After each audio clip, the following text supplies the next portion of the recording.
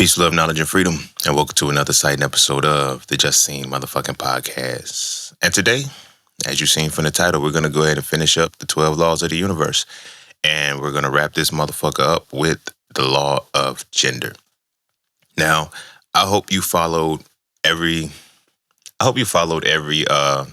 law thus far for this season. And you've really been paying attention. Like, this one's going to bring it full circle. Right? If you understand that we started from the law of divine oneness, we went from, divine oneness, vibration, correspondence, attraction, what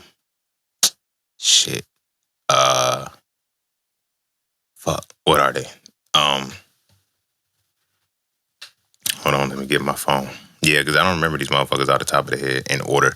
I just know them, and I know how to use them. So we go, start from the top. We have, I was on a smooth track. So we have the law of divine oneness, the law of vibration, the law of correspondence, the law of attraction, the law of inspired action, the law of transmutable energy, the law of cause and effect, the law of compensation, the law of relativity, the law of polarity, the law of rhythm, and then now we're here at the law of gender. The law of gender is where niggas got the world fucked up, right? But the law of gender in this particular law is where almost to the exact T that religion is necessary. Religion is necessary to offset this particular law. You feel what I'm saying? And I'm going to specifically use the religion of Christianity in a way. I would have to use Islam as well too, but specifically Christianity, because I know for a fact that Christianity says that God is married to the church. Right? We'll discuss why as we go forward. But the law of gender is not necessarily about penis and vagina, right? The law of gender is about masculinity and femininity. Masculinity is the spiritual, mental, and physical embodiment of the essence of analysis and deconstruction. Femininity is the spiritual, mental, and physical embodiment of the essence of synthesis and construction. These two dualities make gender, right? This is what it means to encompass gender. Men have the predisposition for masculinity with the inclusion of femininity. Women have the predisposition for femininity with the inclusion of masculinity. What this means is that for men, masculinity is our active energy and femininity is our passive energy. On the other side of that, femininity is the active energy for women and masculinity is their passive energy. Doesn't necessarily mean that we don't have both. It means that one is the predisposition, one is active, one is passive within us. So when we understand the law of gender, right, the law of gender is showing us at all times that these two dualities are always at play. So much so, if you remember, I have an episode on singularity, duality, and divinity, right? With the law of gender, you're supposed to move through those 3 points, right? Which ultimately reflects divine oneness.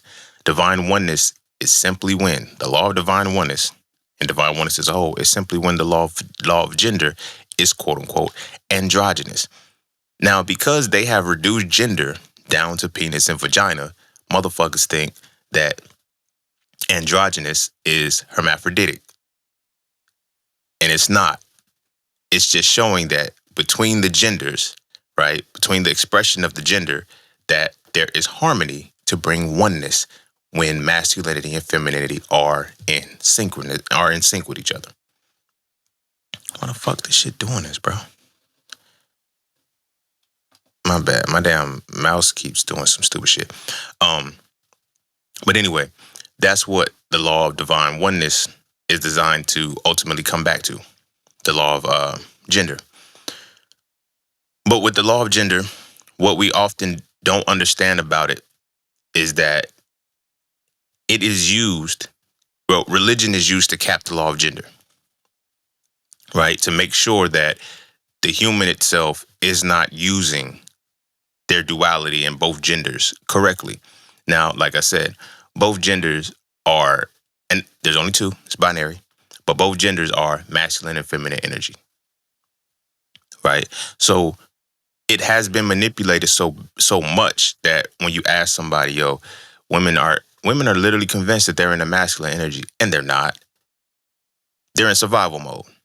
This is, what episode was that? I think I either have a recent episode from this season about survival mode, or the law of rhythm. The law of rhythm was talking about sympathetic mode, keeping you in that sympathetic mode, right? That is one of the dualities of where we are. So they're thinking that they're in masculine energy, but they're not. Because if you were in masculine energy, sympathetic mode, you'll be able to think your way out of it. You can't. All you can do is act, because that is the mode that they got you in. So when women say, oh, we're stuck in our masculine, this, that, and the third, you're stuck in survival mode because society wants you to stay in survival mode. It's that simple. There's a rhythm in place to make you stay in survival mode. Now we're building off of that rhythm to express the gender in that. So when that rhythm is in place to keep you in survival mode, this is why religion is necessary, because you need something as an intercessor for you to use your mind now. And now we understand how the government means to control, mint means the mind, is now using the 12 laws of the universe to control motherfuckers, and this is the icing on the cake. But before we dive heavy into that, be sure to follow me on Instagram at Seen It All. Be sure to check out my website at IamJustSeen.com to get all things that are just seen. To all those who tip, donate, and sponsor to the podcast, you are greatly appreciated. To all those who would like to tip, donate, and sponsor to the podcast, you can do so by clicking the link in the description of the podcast. Not the episode, but the podcast itself. And you know the vibes. Cash App and PayPal are just fine. And as always, that's that for this, and that's this for that. So we're going to take a quick break. And when we come back, we're going to dive into the law of gender. How do I want to subtitle this motherfucker? Fuck it, I'll keep it simple.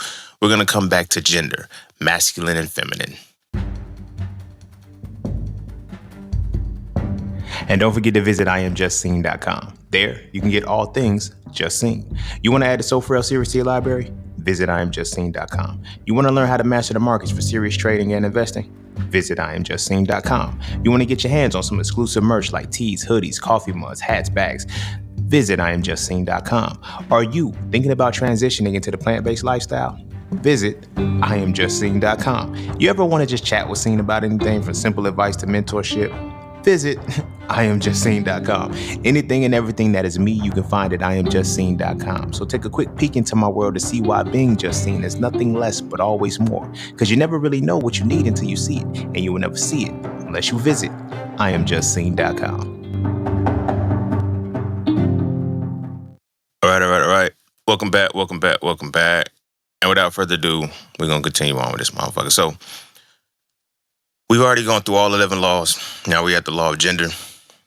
And this is where the like clock type shit comes in, right? Because now we're starting back at 1. On some Brian McKnight shit. But nah, we're not necessarily starting back at 1, but we're now seeing how divine oneness through, it's almost like, remember, I don't know what episode it was, but I have an episode on the binary code where you have, zeros and ones or whatever the case may be.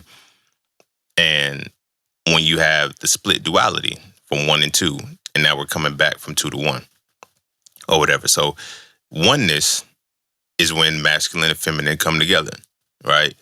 Masculine and feminine, or gender, is when oneness is separated, right? Now, I know I kicked it off and I said, this is where, religion really plays into effect. The council and Nicaea, all of these things are now they manipulated and they decided to control this law of the universe. Religion is what sits on this law of the universe, right?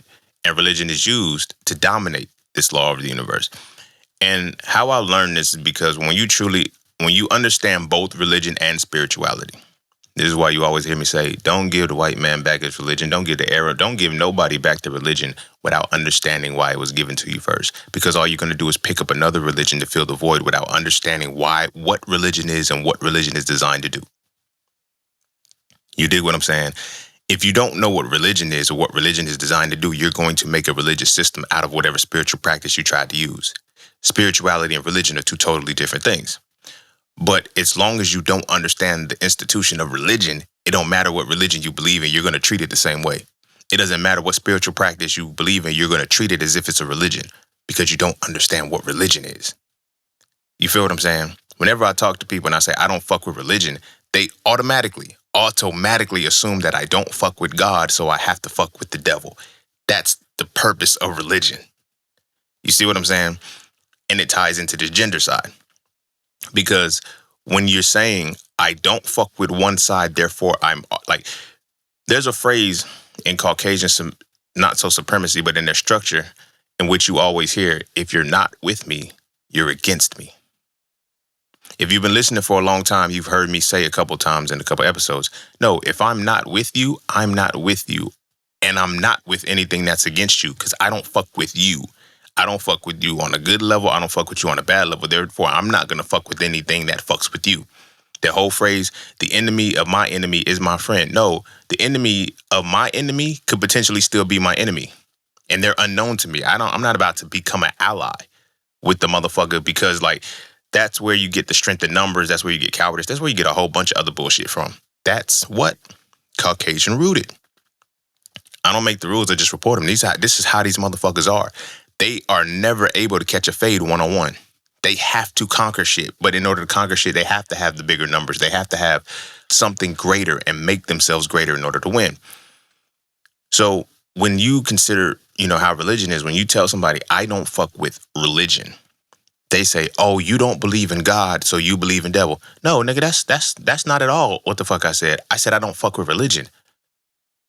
I don't fuck with religion. So if I don't fuck with the religion, I don't fuck with the God or the devil because it sits within that religion. You feel what I'm saying? If I don't fuck with the religion, I don't fuck with Allah or Shaitan because it sits within that religion.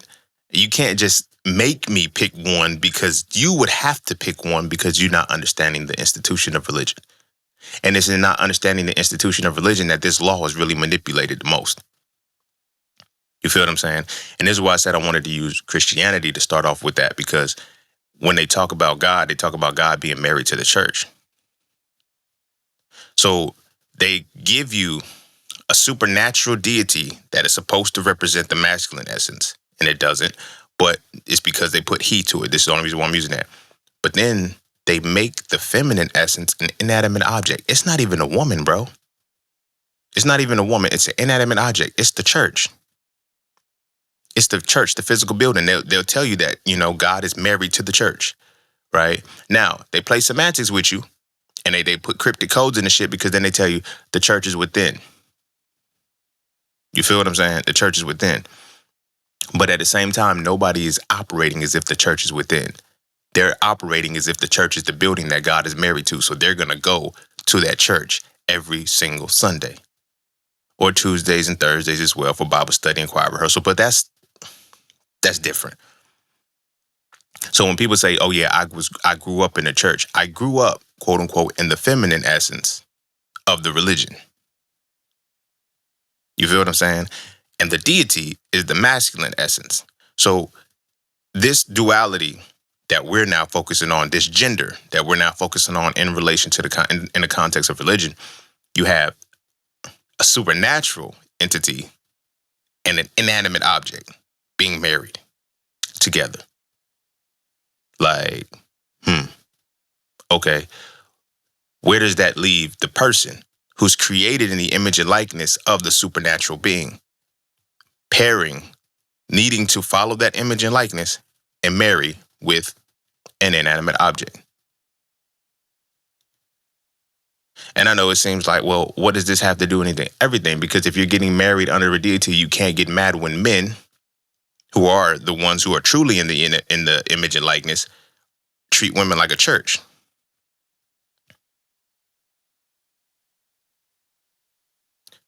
I'm doing that dramatic pause because niggas treat bitches like churches. Like just an inanimate object. If you're not like, that's wild. Because now when women say you can't objectify me, yes, I can. God does. Like the deity that I serve teaches me to do this on a subconscious level and on an unconscious level, because what's being preached to me and taught to me is not being told that this is an allegory, my nigga. But even deeper than that, it's being told from a perspective where you're now erasing and you're now manipulating the law of gender. There is a specific reason why all of the big three major religions all have male deities. And no, how come, why God ain't got a goddess? Why God ain't married to a goddess? But yet he's fucking 16-year-old girls to get them pregnant to create the son of man. Like, I don't get why you would need a human to do that. You would rather create a demigod than an actual god. Like, this is metaphorically a Nephilim. However you're gonna, well, Nephilims are really angels. They're really the offspring of angels, but a demigod and a Nephilim are kind of one and the same. In a sense, it's a half human, half deity. You know, an angel is just a lesser deity than the deity. But the point that I'm making is that why doesn't God have a wife? Why doesn't Allah have a wife? Why doesn't Jehovah have a wife? Why don't these male deities have wives? I don't get how that's not a issue. I don't get how that's not an issue. Like, motherfuckers literally every single day get married, go to the altar, and get married underneath the cloth of a deity that does not have a spouse. I can't be the only one missing that shit. You feel what I'm saying? Like, I can't be the only one that's missing that shit. Why don't you serve a deity that has a spouse, but they want you to actually have a spouse? That makes no sense. That's crazy. But in that, it's because we don't want you to understand gender. Because we know that the deity is the highest conceptualization of the mind. We know that. You know what I'm saying? But the average person doesn't know that because the average person doesn't understand the institution of religion. Religion is divided into mythology, ritual, and allegory. They have reduced religion just to being preached and taught as the mythology, and they teach the mythology as if it's history, and it's not. So imagine that, right? Religion has 3 levels: mythology, ritual, and allegory.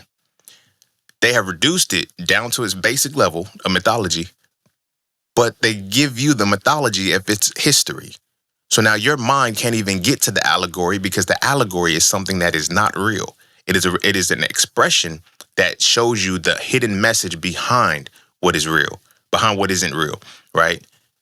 It's the hidden message behind the fantasy. You will never understand that this is fantasy simply because, why? You think that this is history. So you don't know that there's a coded thing over what you're talking about. You feel what I'm saying? When King James had the Bible canonized in the 1600s, it had to be in the 1500s. Well, it was about the 1600s or something like that. Now, it's crazy how this timeline works. Just Pete, right? You have Council of Nicaea, 300 AD, 325 AD or some shit like that, right? Magically, mystically, you have the quote-unquote Dark Ages. It was only dark for Europeans. Let's keep that 100. The Europeans were the only ones who had experienced the Dark Ages. But we got to put it in context. They weren't just Europeans. They were from the Roman Empire. But we'll get deeper into that. So whenever they talk about, oh, European this, European that, they make sure to separate the Romans from the Europeans, but they're one and the same. So from the Council of Nicaea, they talk about what they're going to do with Christianity or whatever the case may be. They go around seeing who's down, who's not, who's this, that, and the third. The Dark Ages come. It's crazy how the Dark Ages come right around the time the Moors went to Europe to teach motherfuckers how to bathe and shit. Weird. But when the Dark Ages came, when they emerged out of the Dark Ages, right, with the plague and shit, they did the same shit that they did with COVID, the same shit that they did with the Spanish flu. That's what they do. They traumatize people with sickness and disease, right? And when they traumatize people with sickness or disease, they rewrite the world. Because in that trauma, you can make somebody's mind change. You feel what I'm saying? I don't have to go too deep into that because you had it like, it's one thing if I would have been talking about the Spanish flu and you would have had to go back to the history. You saw what COVID did. You saw how people couldn't think anymore. People would go out to eat and still wear their mask. And they would pull their mask down, eat the food, and put the mask back up and continue eating. I went out to eat a couple times with some people, and it's like, you're not gonna wear your mask? Why? If what good would the mask do if I'm eating the food? If the illness is that airborne, and if it's that, if it's floating around, what good would wearing a mask do if I'm pulling it down, holding my breath, eating the food, and then putting the mask back up to breathe? What the fuck do you think that is going to do? A lot of people never consider that. The fear is that powerful that your mind can be changed when you are in a fearful state. All of the bullshit went out the window, motherfuckers. I got faith the size of a mustard seed. I'm covered by the blood. I got Psalms 91. Every quote that they kept saying was completely null and void when you saw their realities playing out. When the motherfucker is wearing a mask in a public place where they're eating. So because you're wearing the mask, you're not breathing it, but if it lands on your food, you're going to eat it. You don't see the disconnect in that shit. Nobody saw the disconnect in that shit because that's how the mind was supposed to be disrupted. Through this heavy bombardment of fear and trauma, you feel me? It was designed to do that. So over a period of time, it can rewrite the human psyche. And they did it well. They did it well because they know how to do it well. Because again, like I said, they did it with the Spanish flu. They did it with the plague. Well, the plague was really when they first did it, and that's when they ushered in religion or whatever the case may be. But once they ushered in religion, they were able to use religion as a whole whenever the times come. So I always ask people when they be like, yeah, we in the last days of the last days. This is what the prophecies say. You got to ask yourself, is it prophecy or is it edict? Edict is when something, that phrase, so shall it be written, so shall it be done. And people think it's prophecy because, hey, this was written down a long time ago. So if it's happening now, it must be a prophecy. No, it's an edict. They wrote this into existence and said, this is what's going to happen. And now they keep you stuck at Revelations. The book never ends. The book is never going to end because they can keep you in that space where if you actually read it, you know that in Revelations, there's a point where it's like disease and pestilence come just before God is supposed to come back or whatever the case may be for the big fight. Every time they want to stir up people, they already have the fear of hell planted in motherfuckers like a motherfucker, right? So when they want to disrupt something, what two things are in, I guess, the supremacist structure that you always see reoccurring? War and disease. War and disease. The other stuff is mainly supernatural, but war and disease, they can actually control. So they can always keep you in a space where you're stuck in the last days of the last days. And I know saying, well, what the fuck this got to do with gender? Everything to do with gender because it's going to start with religion and how it shuts down the analysis and deconstruction, which is the masculine component. And when you heard me say before, I was like, religion is designed, although it's called patriarchy, and we think of it as like, patriarchy is designed to eliminate masculinity. In a strange plot twist of the semantics of the word, because it's like, well, patriarchy means that it's man ruled, but it's men ruled from toxic femininity. Now do you understand where So Frail 2 came from? You're starting to see. Because I told y'all, this episode will completely make you understand and get you to see where I came from with the definitions. Now, there's more to these definitions, but the definition of masculinity being the spiritual, mental, and physical embodiment of analysis and deconstruction, and the spiritual, mental, and physical embodiment of synthesis and construction for femininity. Religion is designed to eradicate masculinity. When I say they take the man out of the home, before they take the man out of the home, they take masculinity out of his essence, masculinity out of his mind. So we're going to give you the education system to make you think a certain. Nobody thinks the same. Nobody analyzes and deconstructs the world the exact same way. But when you can make people analyze and deconstruct the world the exact same way, you have something going on. It's a cult, sure. But even deeper than that, so much so that they test it in college. Rather than tell you, hey, we're going to see where your masculinity stands, if it stands, we're going to give you a critical thinking class. Sit with that. You don't find it suspicious that you don't take your first critical thinking class until college. That means up until that, you have not really learned how to critically think, which means you have never been tapped into your masculine essence. But those who have been tapped into their masculine essence, you're disruptive. You can't focus. You can't follow the rules. You can't do no, because I think about these rules and they don't make sense. Anything that doesn't make sense, my mind has to figure out how it's going to make sense. That's why I don't have the attention span. That's why I can't focus, because this does not make sense. And I have a masculine faculty that you want to eliminate with the education system. But even deeper than the education system, you also want to eradicate it with the religious doctrine. Nobody can use, that's why I tell people there's no masculinity in religion, because nobody can sit and analyze and deconstruct this shit and still believe it. You just can't. It doesn't make sense, because now when you start to see things contradict with each other, you can't look at it. Not only contradict each other, just don't make fucking sense. And when you see that happen over and over again, you have to leave that alone unless you're going to be considered insanity. But religion is not based off of what you think is what you feel. Everybody say they know God, but they just feel a certain way for so long that they think they have some kind of connection to it, and they don't. But that's from the feminine perspective, because it's all about what you feel, not what you know.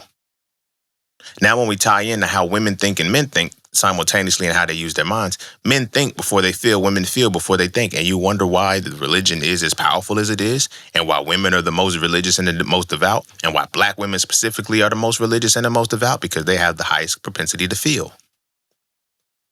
So I'm going to give you this good feeling from this religion. I'm not going to give you any facts. I'm not going to give you any knowledge. I'm not going to give you anything. I'm going to make you feel good about this mythology and make you perceive it to be history. You'll never get to the allegory. You'll never need to, because it's making you feel so good at the mythology. But I digress. Still in flow, but I digress a little bit, spinning it all back to how this ties into the law of gender. Because now when we understand how religion first began with the plague and shit like that, when King James was canonizing the certain parts of the Bible, and he was making it, they even had to canonize the Quran too. They don't want to talk about that. I don't really know who canonized that shit, but they had to canonize the Quran too, because there's certain things that you have to put into it that it's like, all right, we got to make these motherfuckers believe it and feel it, but not think about it. So as soon as they hear it, they accept it. They don't think about it, right?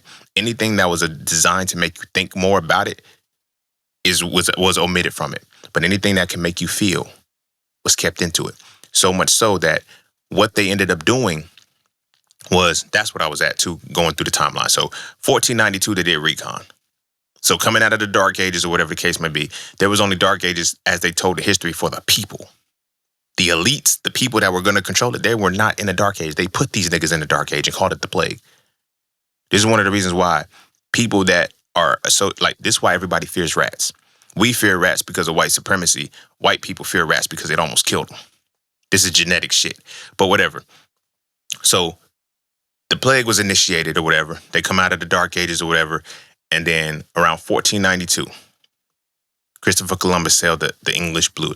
But they teach you that Christopher Columbus was a part of the Spanish. No, they were already divvying up and creating the rebranding of the Roman Empire. You feel me? The Spanish conquistadors, the English, the French, those were mainly the derivations or the offshoots that were developing out of the Latin language, which was developing out of the Roman Empire. You dig what I'm saying? In season 13, I'm going to go deep on Latin America. I'm going to go real deep on Latin America, but I might touch on it a little bit here as I flow.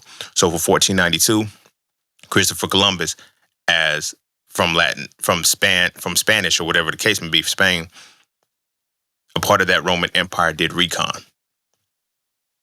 They did recon on an upside down map because the map was supposed to be, if you sail, because Manifest Destiny is them going west and conquering west. So if you go west, right, from Spain or whatever the case may be, you were supposed to end up in India. Only way that can happen is if the world map is upside down. But they sailed west and they ended up in the Americas. Went the wrong way. So technically they sailed east. But in order to keep it in, all right, fuck it, we'll just tell them we sailed west and now we'll flip the map upside down so it looks like we really sailed west. You feel me? Again, first lie, first bit of manipulation, because they're going to tell the history to their people the way that they need to tell it people, and they're going to destroy anybody else who goes against it. Okay? So in 1492, they did recon. 1492 was recon. He came over into the Americas and saw who was over there. Saw who the fuck was over there. The whole idea of the slave trade was different than what people thought it was going to be. So from 1492, they came back to Isabel and Queen Elizabeth. Well, no, it's Queen Isabella and Ferdinand, because they started the shit with Christopher Columbus. So eventually they went back, right? 1492. Now, 1600s was when this shit was going to start. Slave trade is told a different way. When I say that we were already over here, we were. But at the same time, when I also say the Africans came over, they did. The two stories run concurrent. So when the people from Ghana are guilted into saying, oh, we sold our people into slavery and shit, they gave up the slaves and they sold them as if they were supposed to be indentured servants, not chattel slavery, not any of that. And they weren't. They weren't. And I know it's like, well, what happened when they came over here? So let's peep it. Let me run this shit, right? So the Africans that were the slaves were serving as a face of familiarity to the people in the Americas after the recon. So the transatlantic slave trade, it was what it was, but the story is a little bit skewed because they're not going to tell you the two sides of the story. When they came over here, they saw people that looked just like the people that could have been from Africa, but there was still a slight difference, right? So whether it be George Washington and them coming over with the Moors or whatever the case may be, you could play it how you want to play it, but there was a familiar face that looked like the indigenous people here. The other side to that is that now that was the recon from 1492. Now we at the 1600 time. Let's rewind just a little bit, just before that takeoff happened. King James was canonizing the Bible. The letter J didn't become existent until 1550. So that means Jesus, Jethro, John, Jacob, Jingleheimer Smith. None of those names were real up until 1550 when they actually created that letter. After creating that letter was when the canonization of the Bible came in. You feel what I'm saying? They wasted no time, but that's when the canonization of the Bible came in. So now, mind you, you have the whole the Dark Ages during the Black Plague, those Dark Ages, when they're building the plan for this shit. I need y'all to understand, this is not something that they just did in a week, in 2 weeks or whatever. No. This was a good 400 or 500 years they planned this. Constantly passing down the strategy over and over and over again to conquer the world. Right? This means they were going through astrology, they were going through numerology, they were going through the tarot, they were going through the laws of the universe, they was going through religious beliefs, they were going through every metaphysical science you could think of, because they know that you cannot violate nature. You cannot violate nature. You cannot go against the natural rhythms that are in place with nature. So they have all of this shit down to a motherfucking science. A science to create a system, right? So as King James comes into the fray, when he's canonizing the Bible, he ushers in around the late 1500s to the 1600s and shit. He ushers in the greatest poets of the time to rewrite all of the mythological information of the previous religions that they had taken this shit from. Still write it so that it gives you the allegory and tells you the truth, but write it in a way that it now looks like history. And when the greatest poets are all writing this information, this is the greatest. I don't even think it's a double entendre. I would say, and I'm not just trying to exaggerate, I would say the Holy Bible is, I would say a 10x entendre. So that would be a dodeca is 12. So a decatandra, some shit like that, we'll call it. It's a 10 times entendre. This is why when people say every time I read it, I get something deeper, because it's written that way. It's written it's written poetically from an entendre perspective it's layered so deep that every time you hear one line, that it keeps going deeper and deeper and deeper and deeper and deeper until you understand. By not understanding the language or understanding the language as a whole, you won't or you will understand the entendre. Case in point, I'm going to use one simple line. It's the very first verse we all should know. In the beginning, God created the heavens and the earth. God created the heavens and the earth. In the beginning. It does not say at the beginning. How many people think it starts at zero because they misinterpret in for at? How many people have preached and taught it that it starts at and not in, when it clearly says in? Now, when it says in the beginning, that means it is in the center of creation. That's why they brought in the greatest poets, to create a world in which you can write it a certain way that you can tell the truth and still lie at the same time. Because when you go into adding in the beginning, God created the heavens and the earth. Now, when you look at the heavens, what are the heavens, the stars, or whatever the case may be in the earth? Heavens is above, earth is below. But then when you look at God, what is God? That is the name, Yahovah, Yad-Heh-Vav-Heh. Right? That was the name. You take the vowels out, but then you get the elements, air, fire, water, and earth. So in the beginning, in creation, the elements of air, fire, water, and earth created the heavens and the earth. Now, when you understand what earth is inert matter. So the earth that they talked about creating it now gave life to something that was above and below. That is one line, bro. That is one line. There are 66 books in this Bible. Over 1,000 and something pages in this Bible. And that is one line that is written. That's not even all of the entendres that are written in that. That is the very first line. You don't even start off understanding. The title of the book is the Holy Bible. And motherfuckers don't even translate that to Helios Biblios, means the book of the sun. So much so that that's an entendre, because phonetically, the sun and the sun. We have reduced the actual sun in the sky down to a sun that is man. It's crazy, right? It's crazy. But they canonized this by taking the greatest poets of the time to have them rewrite this information so it can be used in such a way that it can be read and never understood. Now, I know it's time for me to toot my own horn a little bit, because I am a writer, but I am a writer in the context, like, I am a poetic writer. People be thinking rappers, we just, no. A true rhythm and poetry type person has the capacity and ability to write and read entendres, write and read the depths of shit. So if you hear my punchlines, and you hear my flows, and you hear the things that I say that I can put layered into the shit, I can read it the same way. Fast forward, roll rewind to when I was talking about, I'm not going to be doing a whole lot of horn tooting, but I'm just saying, by the third grade, I was reading at a college level, and I never stopped reading and extending my levels. I now read, and I'm literate at an esoteric level. Esoteric level is the highest level of comprehension. It's the highest level of reading comprehension. You feel what I'm saying? And it's not something that everybody can't get to. You just got to read esoteric shit.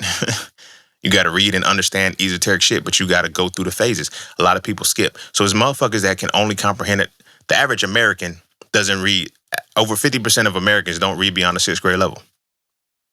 Over 50% of Americans don't read beyond the 6th grade level. So what does that mean? If they don't read at the 6th grade level, but they're reading esoteric information, they're saying they get it, they are lying to you. They are lying to you. Because this is how I can prove it. If a college study book, let's say, if you're not able to understand chemistry, there's no way you can understand the Bible. The Bible is written at a level beyond what chemistry is written. And a lot of people think that, I can read the words, but can you comprehend the context in which it was written? The entendres, the levels of entendres that are written there, can you do that? No. You struggle, and it's okay. I'm not knocking it, because that's how you read, but don't act like you are reading at a certain level just because you're reading a certain book. Doesn't mean you're comprehending it.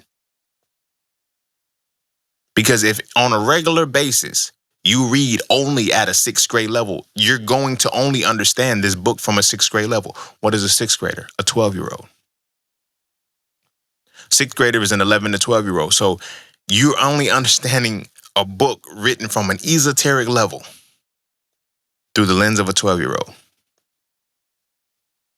But again, I digress. Let me go back to the point where they were canonizing everything. So this is the time frame of 1560. So the letter J is now being introduced and infused into this book. Infused into the book, right? Even deeper than it being infused into the book is being written from an entendre perspective. The slave trade, the transatlantic slave trade, started in what year? 1619. 1619. They did the recon in 1492. Right? They set the First, they set the play up in 325 AD, right? They ran the recon in 1492. From 1492 to 1619, they made the fucking 100-year plan. They worked on the plan. You feel what I'm saying? They worked on the plan, created the letter J, knew that, okay, we're going to create this letter J within this plan, so now we're going to make everything rule under Jesus. Who is Jesus? Jesus is a person that does not exist. But yet I'm going to give you the mythology of what he did, quote unquote, give you his miracles, never let you see it, but somehow make you believe it. They say seeing is believing. Again, that is a layered entendre in that context. It's not seeing that is believing. It's perception that is believing. You don't believe what you see. You believe what you perceive. But see and perceive are synonyms of one another. You feel what I'm saying? This is why it's important to use specific words when you're talking specificity. But we use general words when we're talking specificity, and we get general reactions to it. So when people say seeing is believing, they really mean perceiving is believing, because perceiving is, can you see it in your mind's eye? Now, I can make you see something in your mind's eye if I'm descriptive with it. This is why I needed poets to write this book. Because a poet can write a book in such a way that they can make you believe that somebody can turn two fish and 5 loaves of bread and feed 5,000, and they can vividly make you see it. They can make you perceive it. Does that mean it really happened? No, but now you can perceive it in your mind's eye because of the imagery. And if you perceive it in your mind's eye, you can believe it. But without masculinity, you won't analyze and deconstruct it to see how it was done. But if you use your masculinity, they're going to say, don't question God, when you're really questioning the depths of the religion. But now you can't separate the two because of the way in which it was programmed. This was a part of the 100-year plan from 1492 to 1619, before the transatlantic slave trade happened. So much so, the first slave ship was the good ship Jesus. Now I know it's like, well, you just said that there was already people. No, I said that you had Africans that were taken over in ships, and you had people in the Americas that were already here. The two things go in the same, they go hand in hand. So when they tell you that everybody came from Africa, that's not 100% true. The slaves that came from Africa weren't put over here to be slaves. They were put over here to help make slaves. Because now we have to look at the roots of the transatlantic slave trade. It was a war. It wasn't just, the transatlantic slave trade wasn't just what we think it is. People think they just brought motherfuckers over here to this completely empty fucking land. It was a war. It was a war from 1619 up until the 1700s. And during the war, every melanated person that was on this land who lost was enslaved. We're not slaves, and we're not enslaved people. We are prisoners of war. We are prisoners of fucking war. This is one of the reasons why when people say, why do the police keep killing black people? Why do they do? Oh, you're prisoners of war. Everything in America makes sense to black people when you understand you are prisoners of fucking war. When you look at the history, right? Look at everybody else's perception of history. Even Africans, when you talk to Africans, they say, I don't like, I had just seen this post where this woman was talking about how come when everybody can come to America and completely pass you Americans. But she was only talking about black Americans. She said, I don't want to hear from you NIGGAs. I don't want to hear from y'all, but y'all want to emulate our culture. Y'all want to emulate everything we do. Now, this is not a bash or back and forth against Africans. What I'm using this is to say that the people in Africa don't understand what the fuck happened over here. Because the way in which they were colonized is different from the way in which we were colonized. I've learned this because when you understand the phrase, no lingua, no cultura, no language, no culture. Language is just not, it's deeper than speaking. Like you erase a culture when you take away the language. We speak the language of the people that beat us in war. It's not just people who enslaved us. And I always wonder, how come people in Africa can still speak the African dialect? Because they didn't go to war with Africa. The religion was enough to colonize them in Africa. The religion was enough to paint a picture to make them believe that white people were what they were. This is why they hold white people in a different regard than we hold white people, because they didn't go to war with white people. Not in the same way. They were slaughtered. Now, because I know people are going to say, well, what about King Leopold? That's where the fuck I'm getting to. King Leopold, that nigga was, again, more war that was tied into it. When he came through and slaughtered that many, they gave up earlier.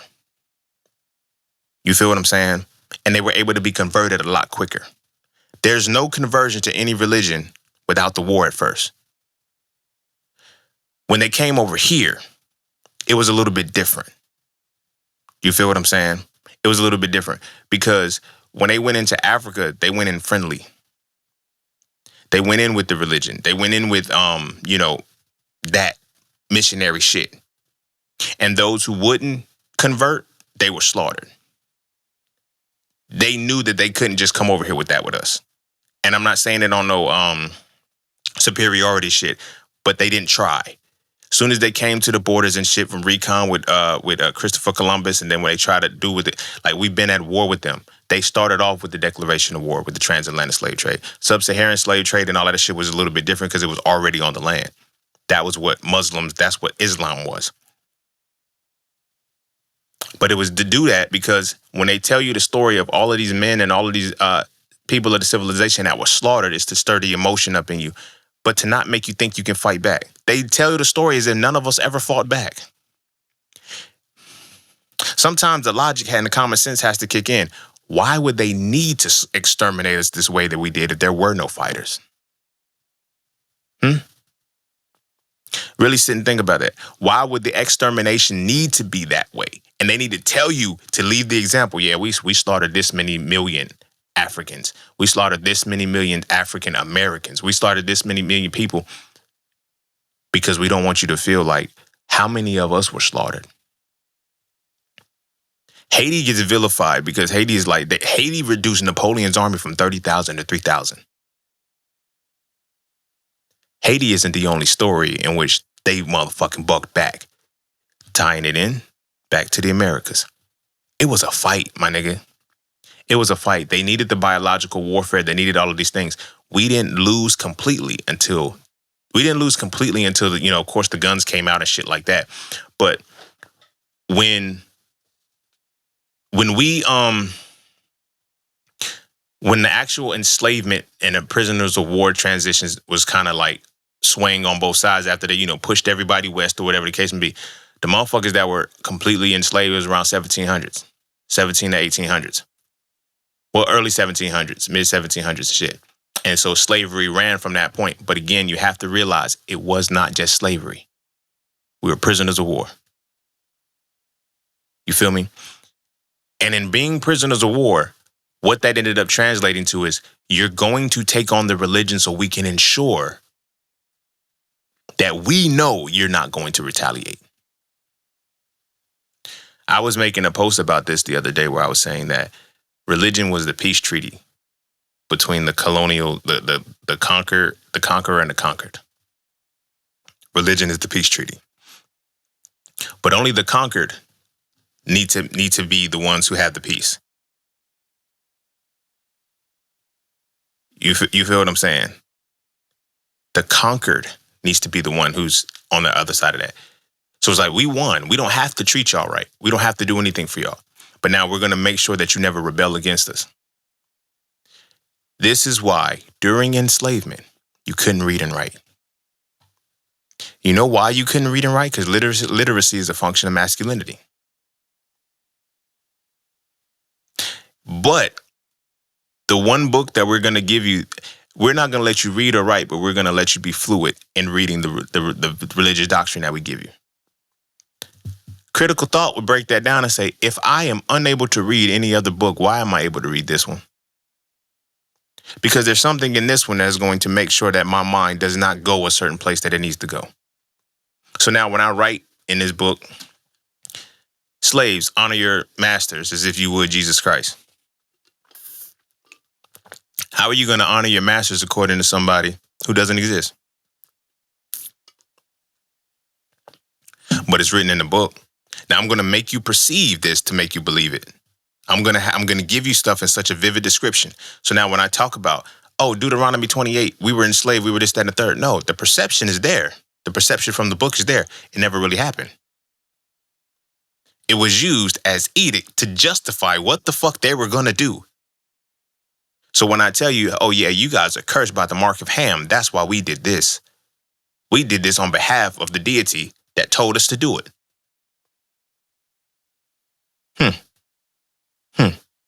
That's crazy. But it's tied to the law of gender. And I was like, damn, you told all of that and didn't say shit about gender. I did. Because the law of gender is masculinity and femininity. Religion is designed to eliminate masculinity. Take away all forms of critical thought. Because when you start critically thinking, you learn how to solve problems. And when you see what the problem is, you develop the solution. There is no solution developed when you are in femininity, especially toxic femininity. You're waiting for the solution to happen. This is why they give you a male figurehead in the deity space, because that male figurehead is, oh, you're the problem solver. When you listen to Christian music, when you listen to religious music, when you listen to, just go to church. He's a provider. He's Jehovah Jireh, Jehovah Nisi, Jehovah Sikanu. Look up what those second halves of those words mean. The provider, the protector, all of these different things. What does that leave me as the man to be? I don't think a lot of women understand this, and a lot of men won't admit it. A man will go through hell and high water and solve a motherfucking biggest problem, solve a huge problem. And his woman, his family, everybody will say, thank Jesus. Thank you, Jesus. Thank you, God. Like, this man just did that. I'm not saying don't give thanks to the creator and to the source or whatever you believe it in, whatever the case may be. But at least give credence to the motherfucker that actually did the work that you watched and seen do the work. Now, how fucked up is that? Because if seeing is believing and perception is reality, you see. You no longer believe in what you see. You only believe in what you perceive. Like, you physically see this motherfucker doing this work, and you give thanks to something that you only perceive, that you have never seen before.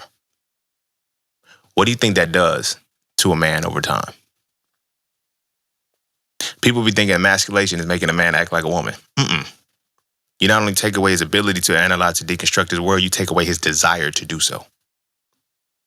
If I hear women say all the time, sometimes I just want to be appreciated. Sometimes I just want to be considered. Imagine being a man and every time you solve a problem, something else gets thanks for it. What do you think that's going to do to a man over time? Now, I'm going to go back to this, but this is all jumping around. Now, when we look at where our relationships are right now, right? When we look at where our relationships currently are right now, everybody wonders why. Why do black men step outside? Here's a piece that they're not talking about. No other race of woman will thank a deity before they thank their man.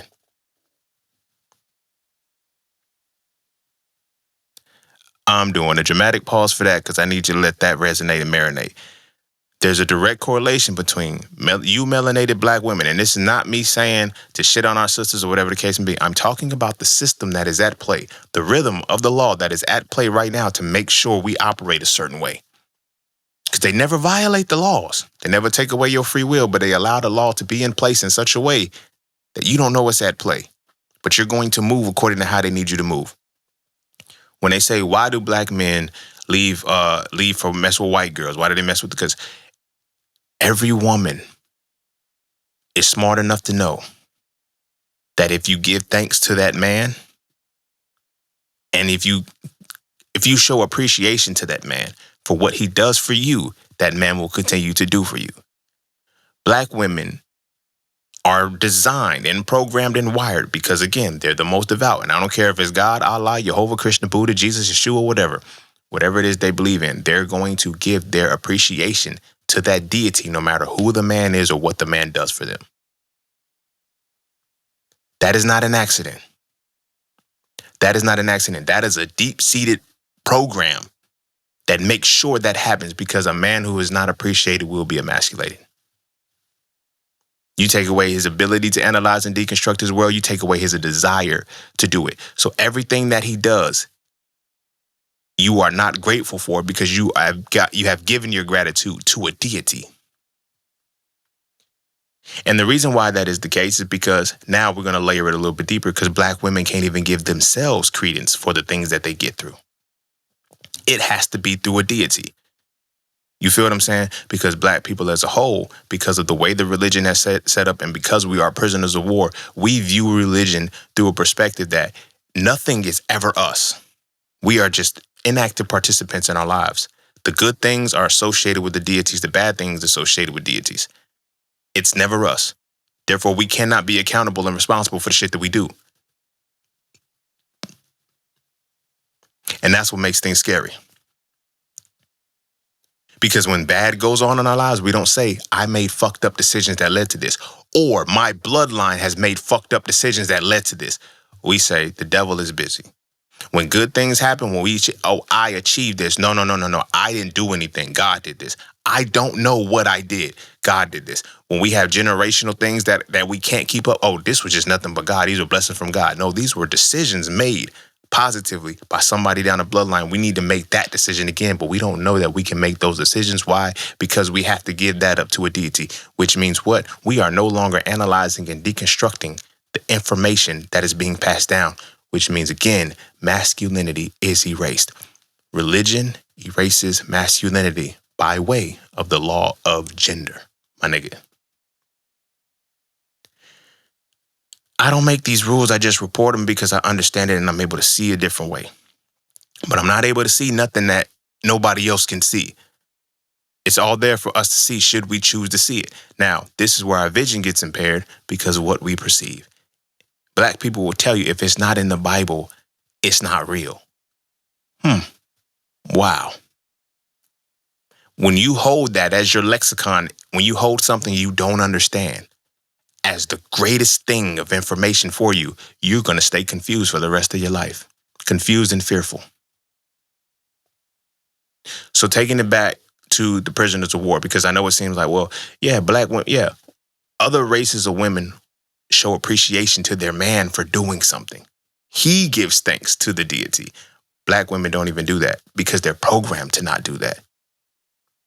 People be wondering, like, why is there a war between Black women and Black men? What is the gender war? Like, what is this war? Are you seeing what the gender war really is? Oh, it's deep. It's deep, because we're prisoners of war and we were designed to hate each other during the war. During the war, as prisoners of war, when we became enslaved, we got to tell the whole story. We look at it as if, oh, nigga, we just got enslaved. They came over here, saw us, and put chains on us. No, nigga, they had to fight us first. They caught the fade first. They overwhelmed us. We didn't have guns at the time. This is why they fear us having guns now. Because they know at any given time, if this war starts back up, it's equal now. Do you dig what I'm saying? It's equal now. It's on level playing field. But now we already so far gone that we're fighting each other and don't even know that, nigga, they have shifted the war to make us, the war to fragment us to make us fight each other on their behalf. I was just talking to somebody the other day, or I was making a post or something. I was like, drill music ain't nothing but clan music.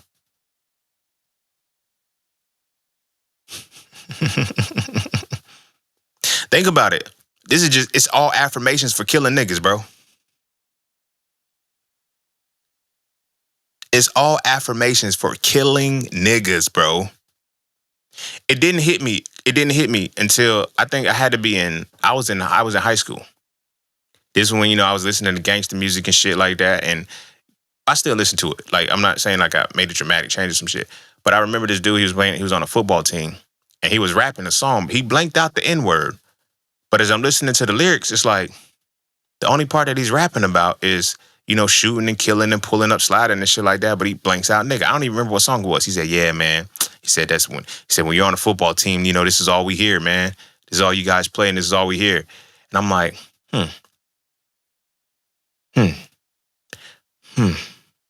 The part of the song that you know the most, the lyrics that you know the most is about killing niggas, bro. Just because you blanked out the word nigga Everything else is still there. This is the point that I'm making with the community, with the reading comprehension. Even when a word is taken out, I understand the context of what is being said. Reading comprehension is not just reading from a book and literacy. It's being able to hear these words too. Create the image and conjure up the image necessary to see what's being said. So when I say drill music is Klan music, that's why they love to push the shit. The Klan don't even got to be the Klan no more. You feel what I'm saying? You really want to know what a black white supremacist is? Listen to some drill music. That's the realest niggas, bro. Those are the realest niggas. Gangster rap, why do you think they promote that shit? And they're like, why don't we promote, they don't promote conscious rap? Because conscious rap now goes with against the prisoner of war mentality. Like, we're prisoners of war. I don't want them to have any level of incitement or excitement into thinking.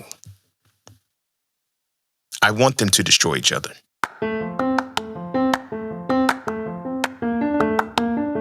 All you keep hearing is get into the markets. But do you trade or do you invest? Should you do stocks, Forex, crypto, or NFTs? My personal answer is not a single one if you don't know how to read a chart. Without knowing how to read a chart, you end up giving all your money to those who do. Do you know what a candle is? Do you know the pocket of activity? Do you know the difference between market direction and market control? If you answer no at least once, you might want to learn how to read a chart first. Learning how to read a chart will let you know if you should trade or invest, and if you should do stocks, Forex, crypto, and or NFTs. It will also let you know if this is even for you or not. So visit IamJustSeen.com to learn how to read charts with my Mastering the Market course, ebooks, and webinars today. The world is changing. The question is, will you adapt with it? I want them to destroy each other. And they will destroy each other because now the law of gender is there. There's no masculinity present, only femininity. And this toxic femininity that men exhibit, because now we're now going to embody the men that have colonized us. But they colonize us under war. So when I tell people that toxic femininity is all representative in Caucasian culture, where you have, that we're always at war.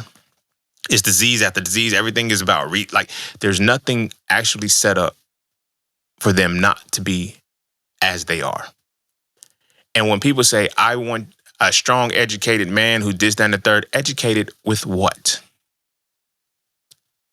To be in alignment with the motherfuckers that's what we don't understand that education system is. Again, this is not me saying don't get an education. This is not me saying be a part of this, but this is coming from being on the other side with my shit intact.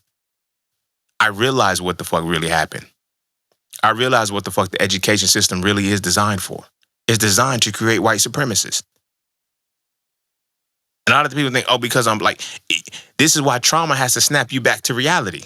It's not until niggas see niggas die in the streets that they they killing us again. They never stopped. They never stopped. But you allow your piece of paper, you allow your proximity to help you to erase that and absolve yourself or alleviate yourself from that, to make you think, this is not going to happen to me. It happens to you every time it happens to one of us. But again, they let that proximity because, you're here. You're not going to do nothing stupid. Because now we have given you credentials to validate who you think you are. We have given you authority to completely erase your autonomy while we completely erase your autonomy too. You feel me? Being black is more than just our skin but we have forgotten that. We have forgotten why they went to war with us in the first place.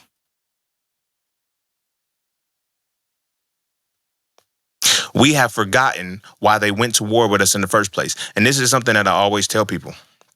I say, you want to love yourself faster? You want to learn the best way to love yourself and the best way to get into it? Find out why your enemy hates you. Find out everything your enemy hates about you, and that's what you're supposed to love about yourself. Everything that's in place for your enemy, everything your enemy put in place to stop you is the very thing that's supposed to propel you. Simple. But again, analysis and deconstruction has to do this because analysis and deconstruction sees the antithesis of a reality. But I'm going to take the masculinity away because I'm going to give you a religion that is going to manipulate this law of the universe. So now it's manipulating the law of gender because now when you understand that masculinity is gone, Tying it back into women always thanking, the deity as opposed to the man that actually did something for him. You feel what I'm saying? And there's nothing wrong with it. But you're thanking the deity you've obtained as a prisoner of war. I'm doing a dramatic pause. You're thanking the deity that you've obtained as a prisoner of war. Black people are Muslims and black people are Christians because of the sub-Saharan slave trade in Africa and the transatlantic slave trade in America. And because of that, they follow deities that have no spouses. We have always honored both the masculine and feminine. This is where the polytheism came in. This is where the concept of polytheism came in. We were never polytheistic. We respected all things, both man and woman, and then we seen the personifications of the mind.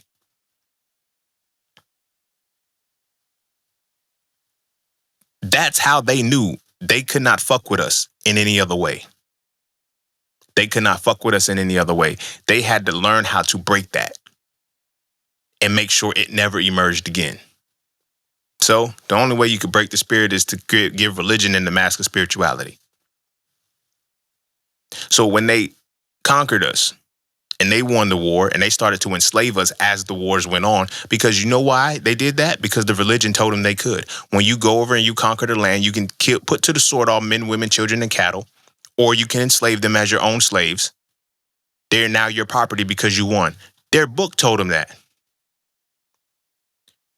The very book that you say is yours is naturally yours, but yet you can't muster up the courage to go out and conquer these niggas again. You know why? Because you got to turn the cheek to your enemy, but you beat the shit out of your babies. Only your prisoner of war would do some shit like that. Because now it makes sense why. Well, the mothers and the fathers, they would like the mothers will beat the children worse than the slave master would. The mother, and it's like this phrase, this is going to hurt me more than it's going to hurt you. We've said that shit so much we don't know its origins. The reason why it hurts the parent more than it hurts the child is because it's like, as a prisoner of war, if I don't do this, they will kill you. That's why it hurts me more than it hurts you. Now we just saying the shit just because you're my child. No. You don't even give a fuck about your child. You don't even give a fuck about your child. Because you don't even know that you don't give a fuck about your child. You don't really know what it is to actually give a fuck about your child. You give a fuck about your child to the capacity that you're able to still thrive and function in the system. As a fucking prisoner of war. It's not until we start collectively coming back together that they realize, this is why every time we unify, they assume we're going to go to war with them. They don't even realize they've erased that out of us. When we unify, is to be left the fuck alone. We're not even thinking about rebelling. We don't want revenge. We just want freedom. We don't want revenge. We just want freedom. But because of everything they did to us, they can only expect revenge from us. This is why they won't give us reparations. This is why they won't give us all of the shit that they won't give us, because they know, and from their perspective, if we give them this, it's time to go to war. We're not even thinking about war anymore because we forgot we were ever in a war. But as the people who have conquered, they can never forget that they're in a war because they always have to stay on point, making sure that nobody will incite the war again. This is why J. Edgar Hoover said, and why I mentioned in Sulphur L3, I fear the rise of a black messiah. And if you've read Sulphur L3, when I broke down what a messiah is one of the highest pinnacles of masculine energy. That's it. Messianic energy is simply analysis and deconstruction to its highest peak, in conjunction with femininity to its highest peak. When we look at these delineations where you have the prophets were nothing more than people who analyze and deconstruct shit. The oracles were people nothing more than people who can synthesize and construct shit. This is why most oracles are men. Most oracles are women and most prophets are men. Because we always respected the duality. They gave you a duality in which only women have that limited power, but it has to be lorded over by a man who has his masculinity removed. So now when women say, I want a man who's going to lead, I need a man who can help me make decisions. I need a man you need a man who can bring analysis and deconstruction to your synthesis and construction so you're not running all over the place. That will never happen. You know why? Because we have to accept that we are prisoners of war first. And then we have to get back to the levels that we're in. But we can't because we have the religion, and the religion is enforced on the men by the women. This is why in that podcast episode I did on masculine spiritual systems, on Soulful Conversations, the masculine spiritual systems, a man is going to follow the religious practice of the womb he's comes out of, or the womb he's going into. He doesn't have one of his own. And ultimately he becomes the woman. The man becomes the woman to God. The man becomes the woman to Allah. Doesn't even realize it. Doesn't even realize it. So it's like this is what I be saying, like you can't condemn what you can't condone. You can't say homosexuality is a sin and then use a homosexual doctrine among men. Just don't work. It just don't work. Like, you ever heard a man, you don't really hear Muslim men say it. I can say that because they don't say I love Muhammad more than I love anything. But you hear Christian men say it all day long. I love Jesus more than I love anything. Who are they sounding like? Their mothers. The fuck? The mothers are the women that they trying to get into. Because a conscious man, a man conscious of his masculine energy, will not process that I love a man more than I love anything. But who else said that in the Bible? David and Jonathan. They were lovers. Nobody wants to talk about that part. The motherfucking book literally says David loved Jonathan more than he loved a woman. Nigga. Now, again, this goes back into the writers. People would make their own interpretation because they don't want it to be what it is. They'll say, oh, no, that just said he has a deep reverence for him. No, he loved him more than he loved the woman. This is why they wrote it that way. They wrote these levels to this context. So you don't know that you're dealing with a homosexual. A homosexual barbaric king. Even with Solomon. Solomon was the wisest man ever. But what was his wisdom? To cut a fucking baby in half. Because two women were arguing over who was the mother. Rather than going to check the records, rather than going to check the maternal logs, like, nigga. And nobody thought to question that.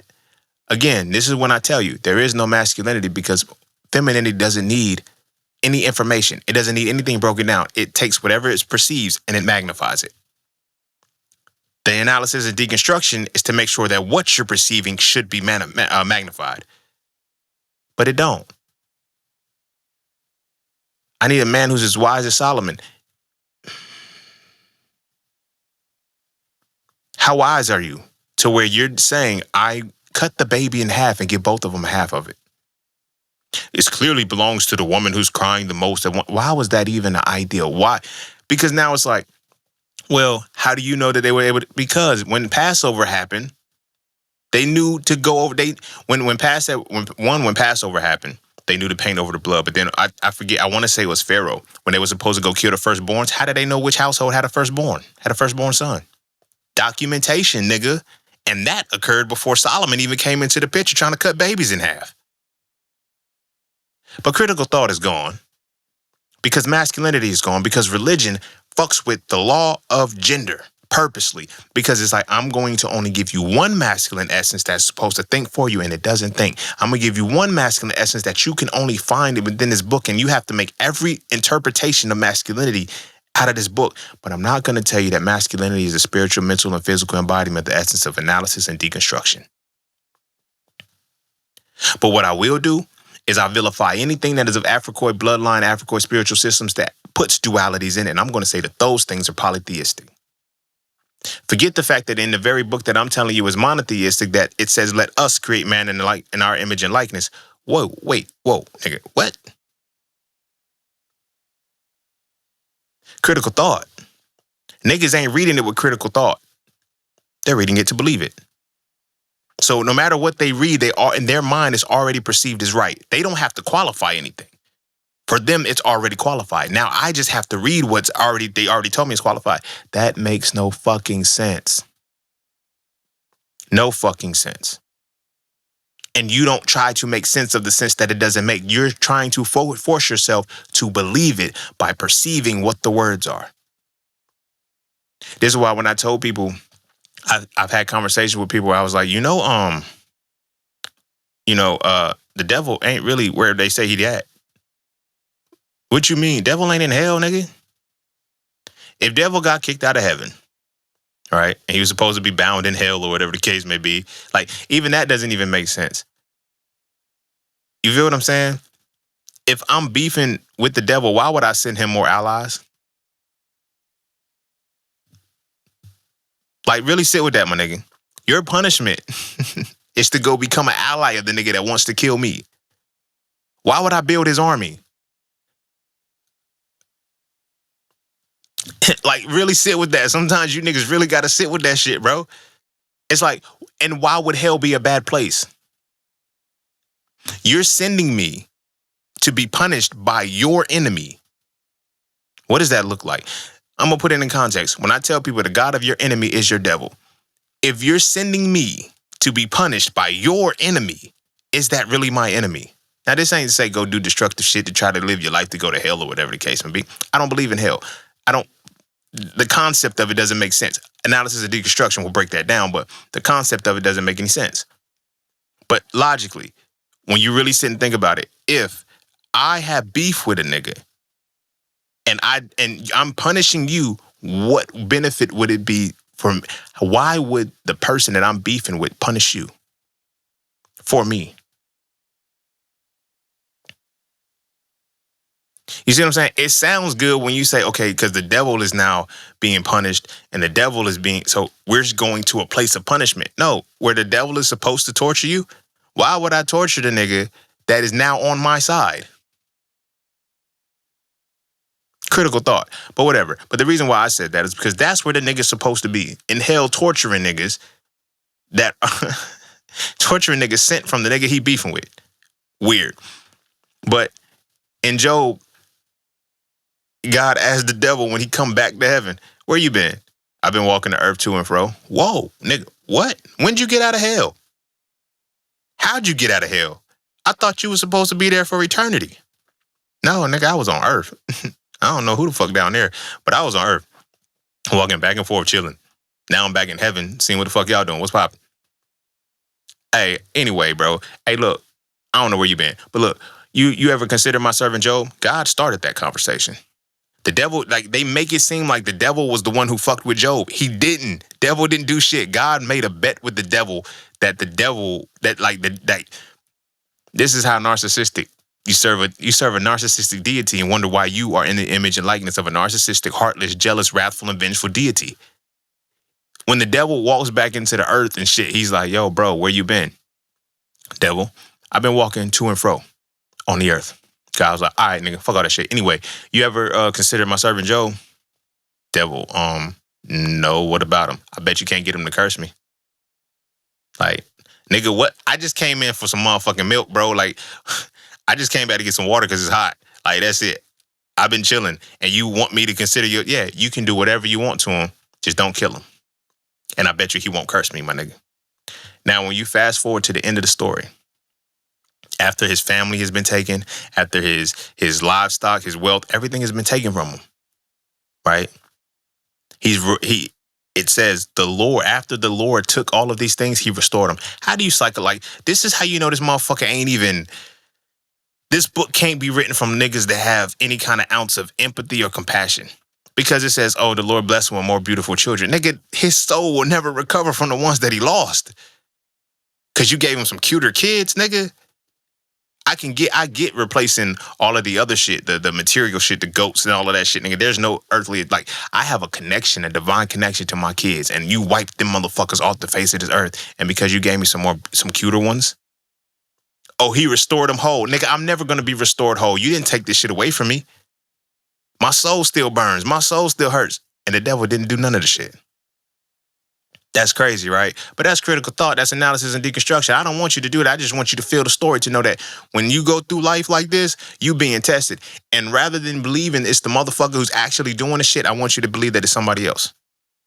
Because throughout the story, I'm going to throw in that little punchline. I'm going to throw in that little layer and say, you can do whatever you want to him, just don't kill him. But I'm going to take everything away from him.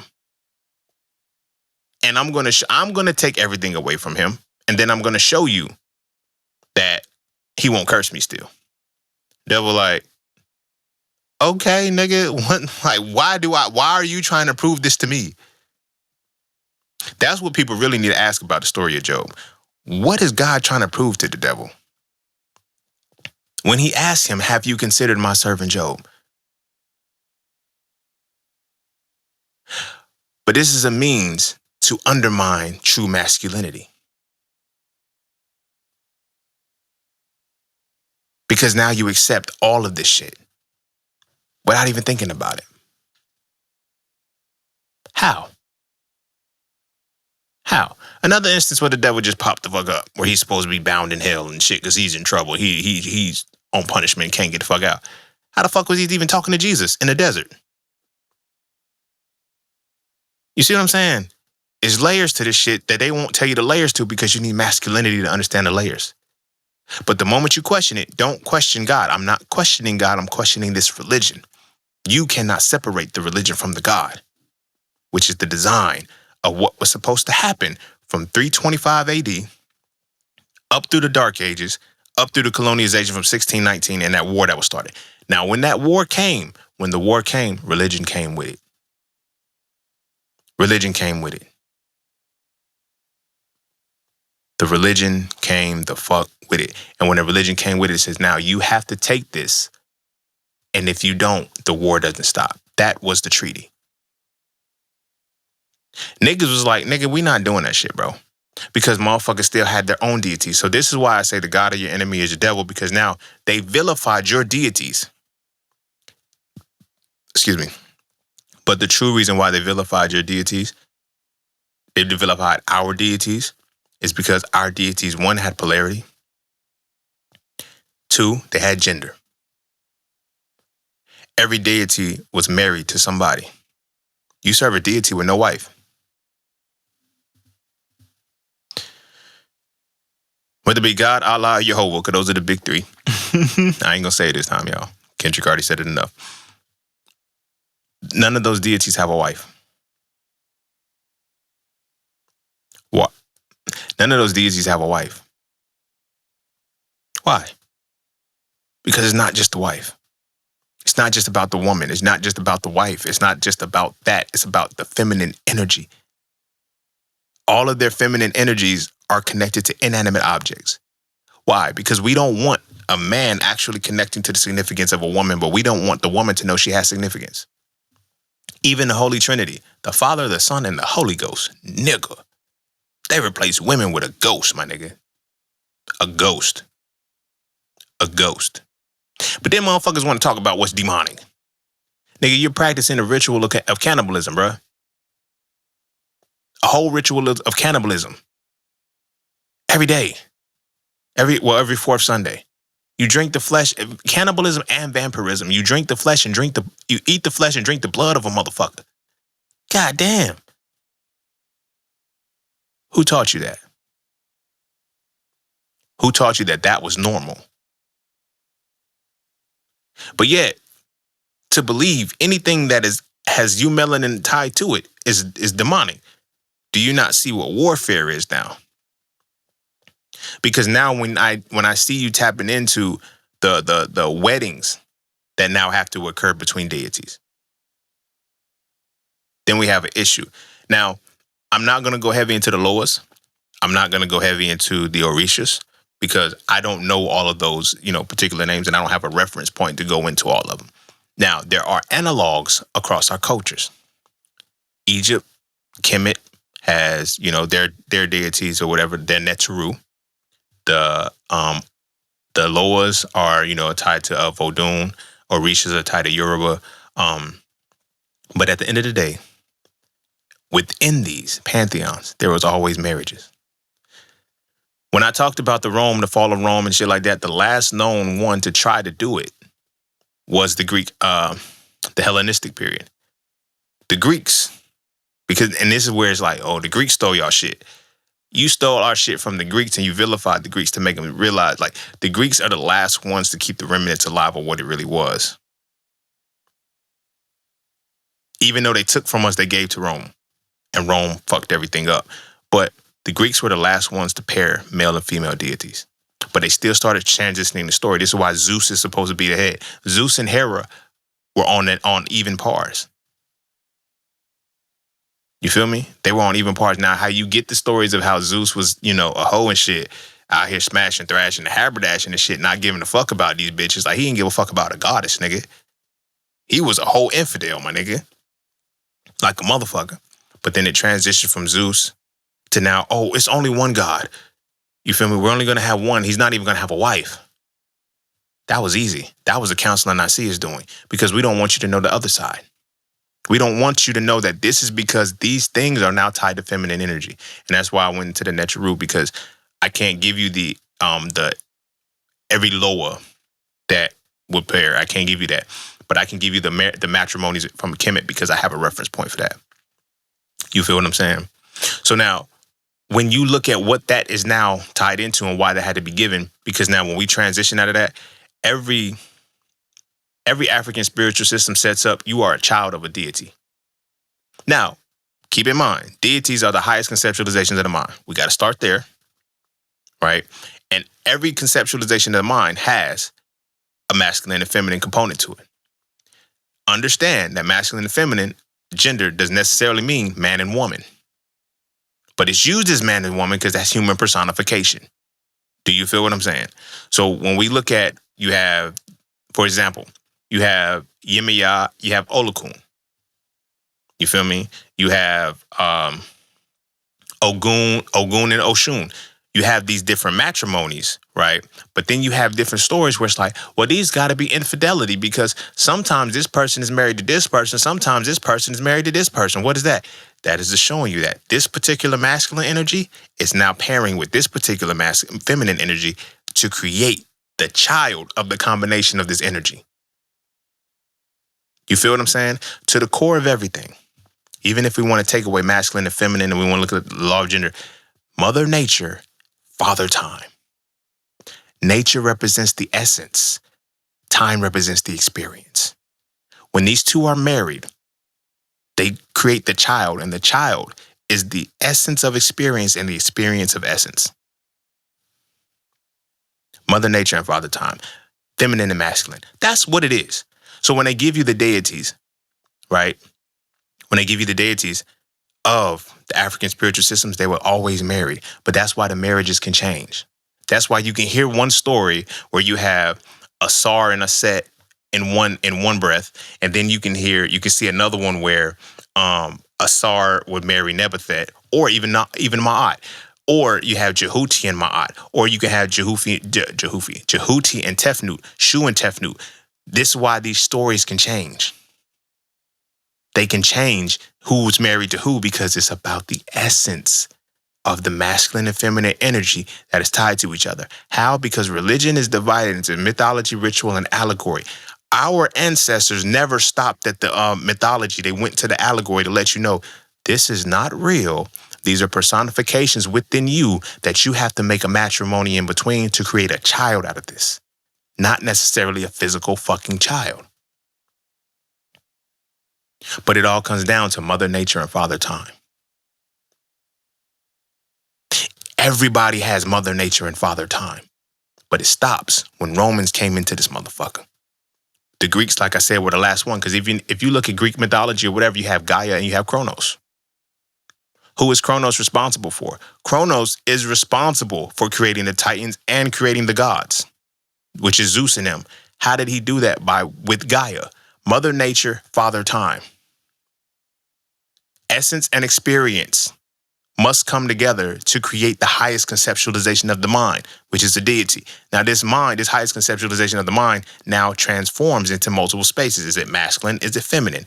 What is it named as? You feel me? So, for example, When we start off with Kemet, right? When we start off on the Kemet perspective, right?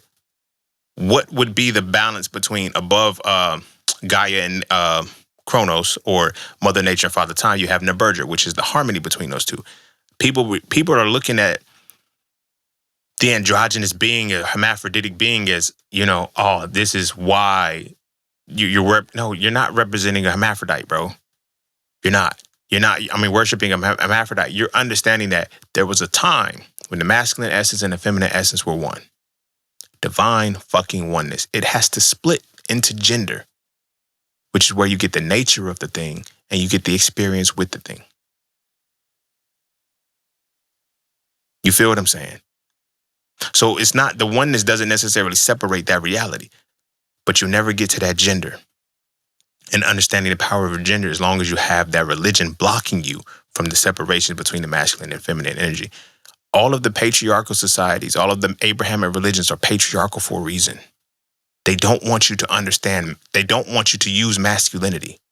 They want you to operate under femininity, under a pseudo illusion, under an illusion that patriarchy is masculine. It's not. It's toxic feminine.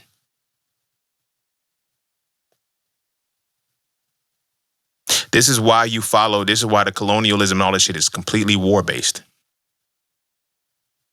War and destruction, that's all that comes with that shit. Because it's toxic femininity, because it's patriarchy, because there's no masculinity in it.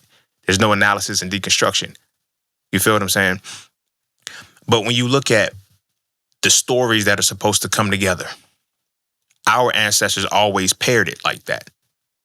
You have a masculine deity and you have a female masculine deity and a feminine deity that will come together for analysis, deconstruction. There's always going to be a nature and there's always going to be an essence. An experience. There's always going to be an essence and there's always going to be an experience of something. Mother Nature and Father Time and everything. Everything you do to create a child. Now, these children that are now created create the web, because these are not all personifications that are within you. For example, and this is why I'm using Kemet, because like I said, I'm more familiar with this, and this is a more popular story. Asar and Aset, right? They create who? Heru. However, before they can create Heru, Asar is dismembered by who? Set. Right? Now, in that story, Set is a fucking bad guy. Nigga, you killed your motherfucking brother, Scar from Lion King. You killed your brother, right, to assume a throne, and now the son has to come and kill you, right, to get the throne back. But let's understand what the story of Asar, Set, and Heru actually represent. So Asar represents eternal soul, right? And because it is Asar, and Asar is a man, it's the masculine essence of eternal soul. Aset represents wisdom. So you have your eternal soul under analysis and deconstruction, and you have your wisdom and intuition, which is Aset, in synthesis and construction. Set is the ego, right? But Set is representing a masculine deity, right? Set is the ego, and now it's attacking the soul. You see what I'm saying? Set is the ego attacking the soul, and it dismembers the soul. Aset had to go back and find Asar to put him back together. Wisdom, after the ego destroys the soul, wisdom has to put the soul back together. And once wisdom puts the soul back together, after being destroyed by the ego, it can now create the child that is the balance between the soul and wisdom. So this is why in multiple aspects, Heru represents Heru as the child represents victory, right? He represents victory. He represents aspiration. What else? And challenges, right? But that's just one story, because now the men and the women, the masculine and feminine, has to come together to create a child. All masculine and feminine energies have to come together to create a child, which is now what? Another androgynous being. Now, this isn't to say children. This is why when you have your children, your children, gender is, they don't know that they're this, that, and the third. No. Your child doesn't necessarily know if the child isn't aware of leading with masculine and feminine at the beginning. They're not aware of it. However, it doesn't take away their predisposition. Now, this goes back to what I was saying. The predisposition for women, their active energy is feminine. Their passive energy is masculine.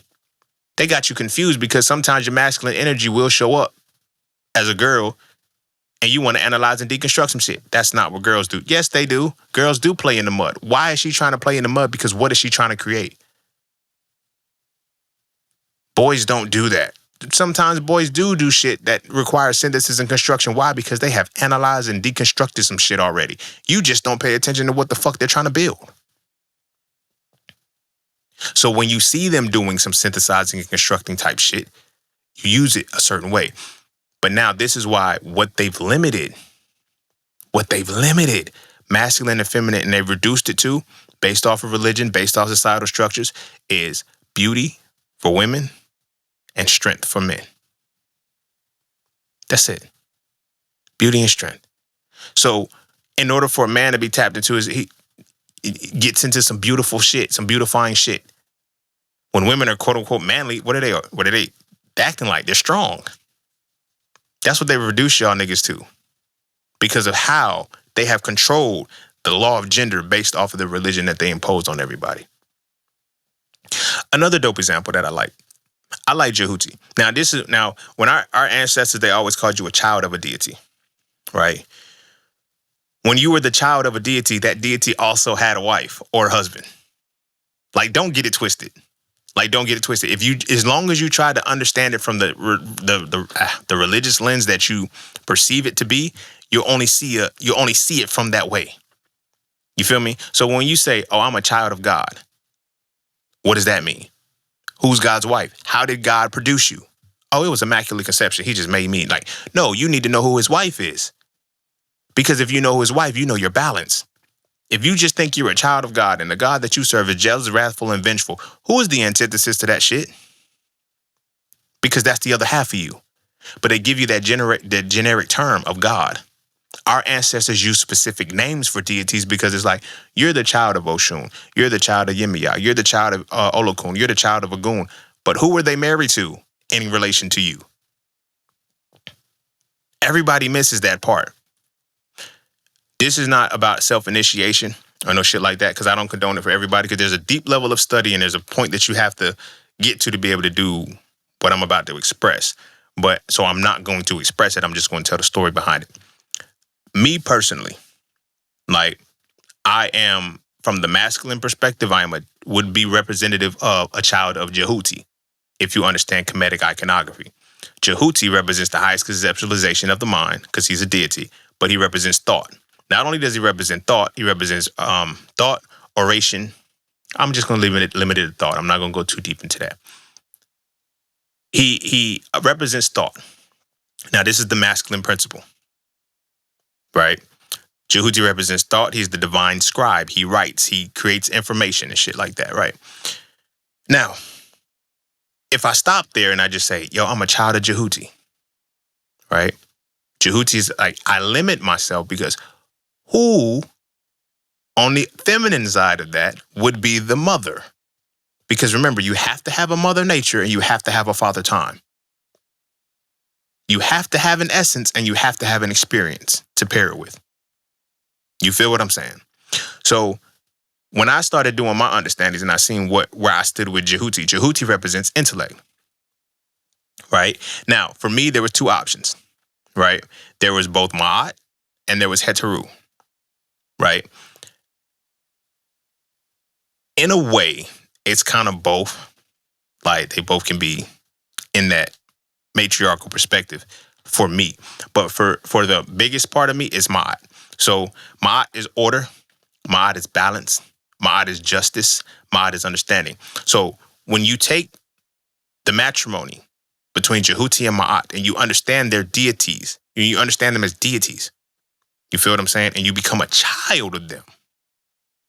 That's one of the things that I love about the African spiritualities and the actual sciences behind them. You feel me?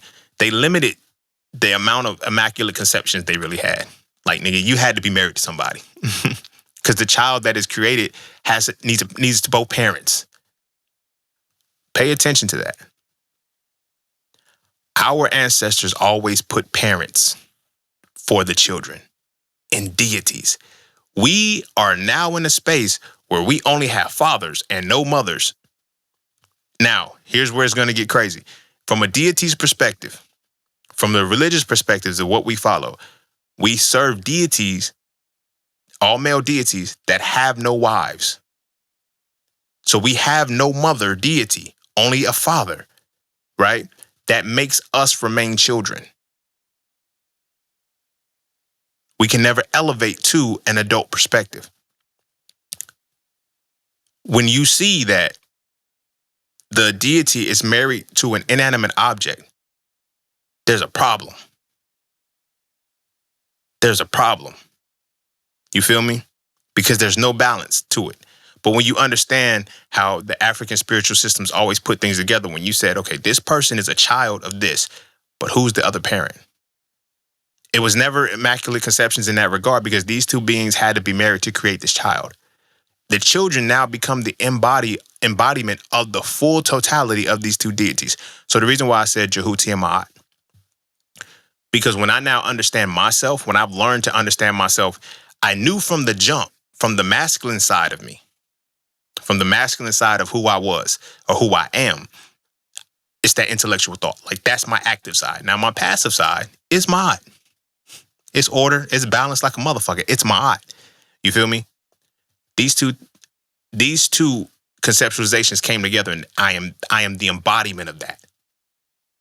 I am the embodiment of that. But I can't forget the mother embodiment, or the feminine embodiment, which is order, which is Ma'at, which is balance, which is virtue, which is truth, which is these things of that nature, for the sake of only the masculine or the active, which is intellect, which is, what Jehuti is, intellect, communication, oration. Just from I don't even have to go too deep into the deities themselves, but Jehuti and Ma'at, when you put them together, you get seen. Like, now, this is not to say that there's other people in the world who aren't balanced between these two, expressions of the mind, these two deities that have come together. But this is not something I don't have to okay, I got to go worship both of them. No, you worship and you honor your deity by embodying yourself as the creation that they made you as. So again, when our ancestors have been telling us, you are a child of this deity, one, always understand, okay, who am I? Who are they married to, in which I am the creation of? So now, when we look at arranged marriages, when we look at all this other shit, the woman that is going to be the exact mirror of me, she would be the daughter of Ma'at. But it's not going to change the fact that Jehuti will still be the father. But her active side is going to be the balance of her active side is going to be order, justice, and all of these things that are Ma'at.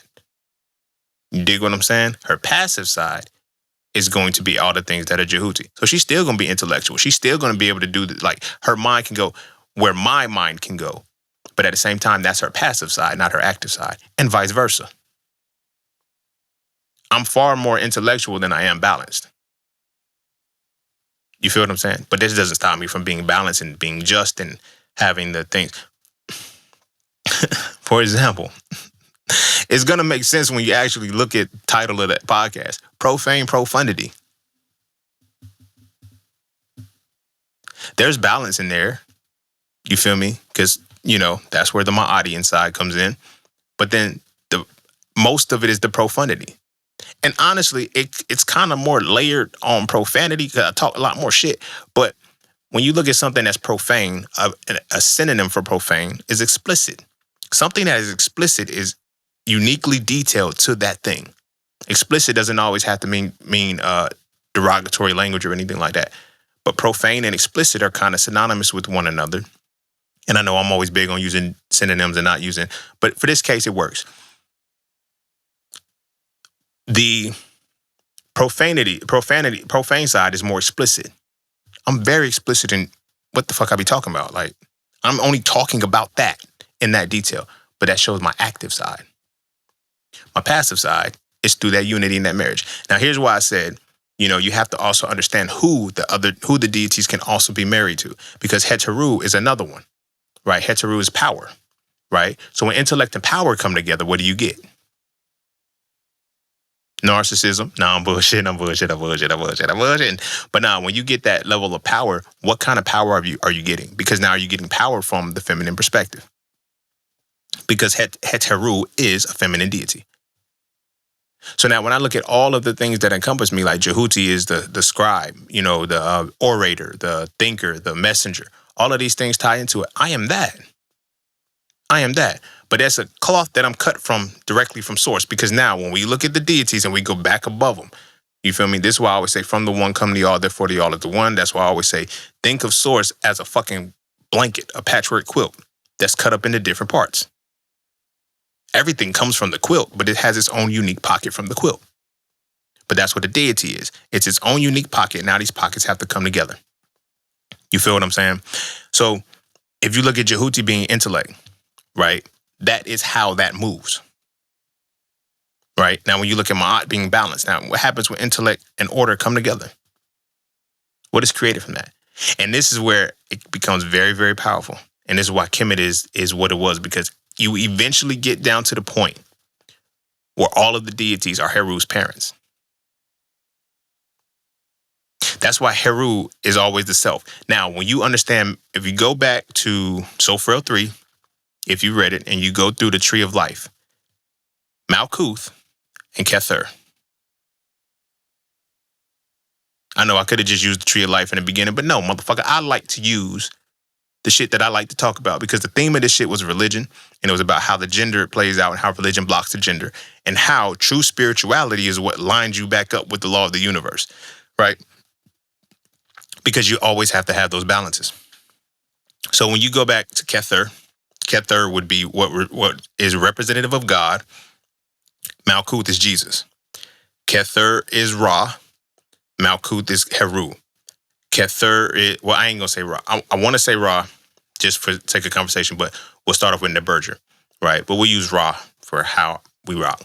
Fuck it, we'll use Ra. Ra, and then Heru, right? You have Allah and Muhammad. Allah will be Kether. Muhammad will be Malkuth. Malkuth is when Malkuth is the child. The parent is the Kether. When the parent splits, it goes into Bina and Chakma, which are the first two spheres, which now become the individual dualities of the parents that still make it. But through it all, through all of the splits, at some point, you're going to have your dominant deity. You're going to have your dominant parent that has created you, who they're married to, and it's going to come back to you. However, all of the deities are going to be linked to connecting to you, right? So here's why I say that. Because even in that, now when you go and you put psychology into it, what do you have in psychology? You have different intelligences. You have different intelligences that a child is supposed to have. That is no different than a deity. You feel me?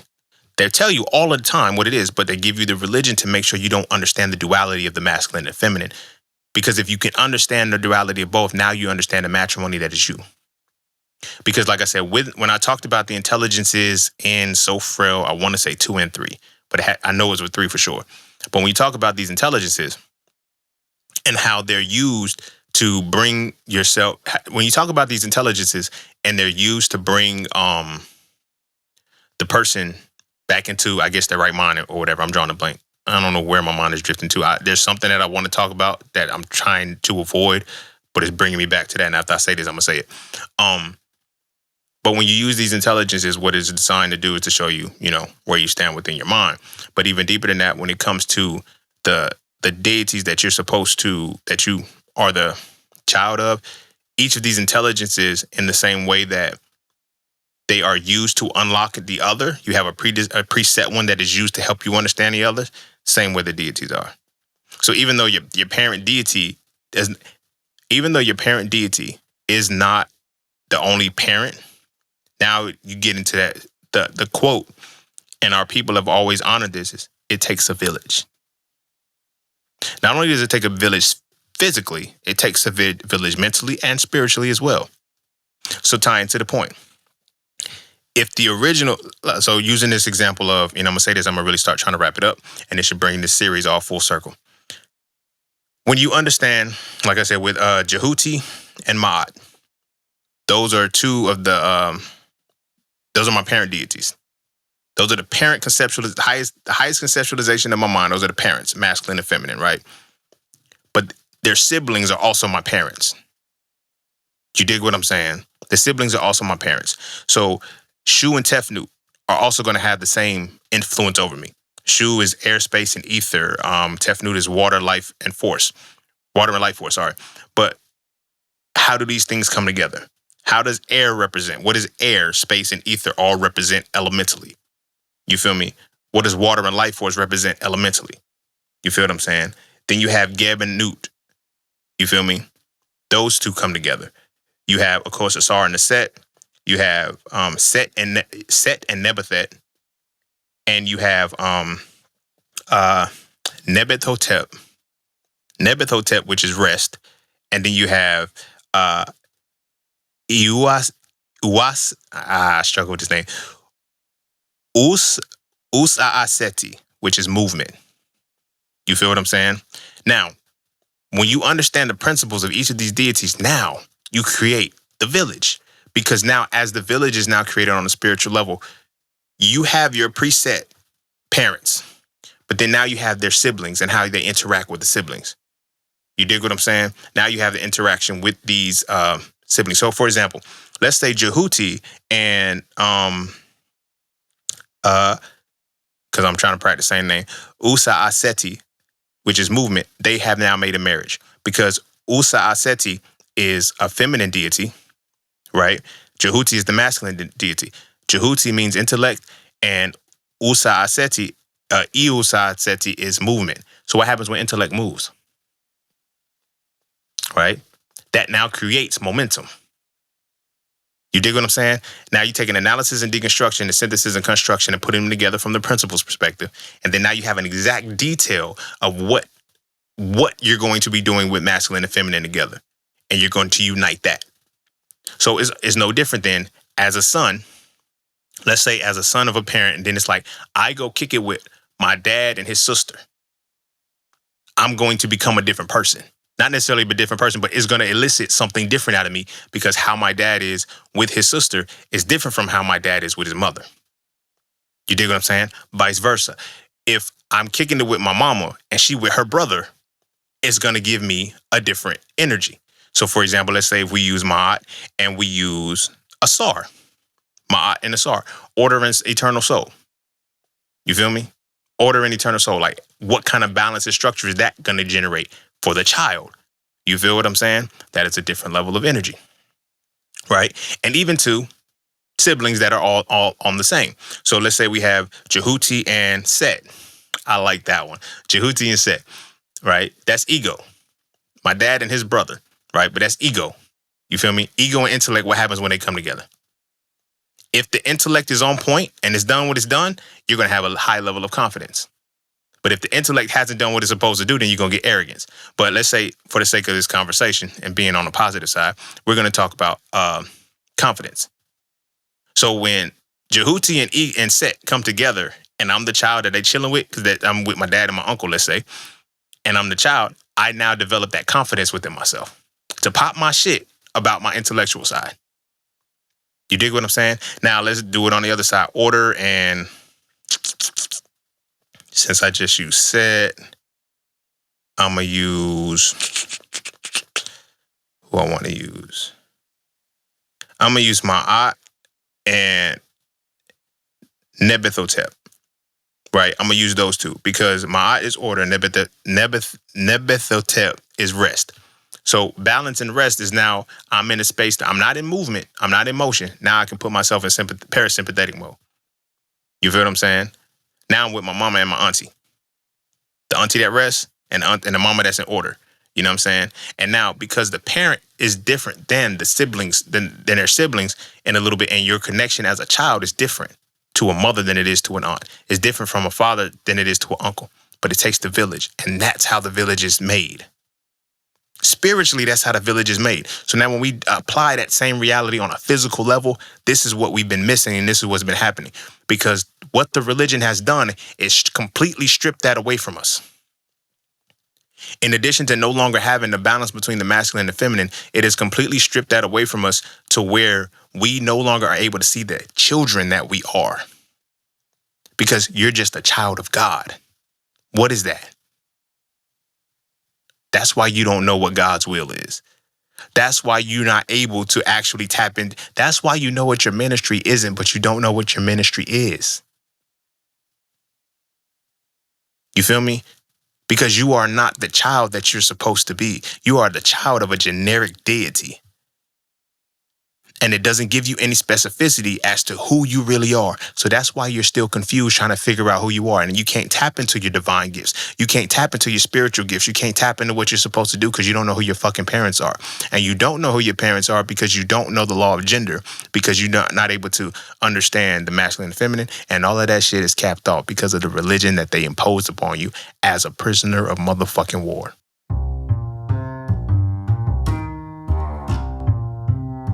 And don't forget to check out Palakafe Clothing, formerly Just Scenes merch. Get all of your intricate designs crafted specifically for the melanated being to develop a positive imagery within self and to have a little bit of fun in the process. From the peace, love, knowledge, and freedom to the dead horses and water designs, all of the styles are crafted for the imagery to make you feel as you're supposed to feel. Because as I always say, the best way to fit in is to stand out. And what better way to stand out than with your exclusive styles from Palakafe Clothing.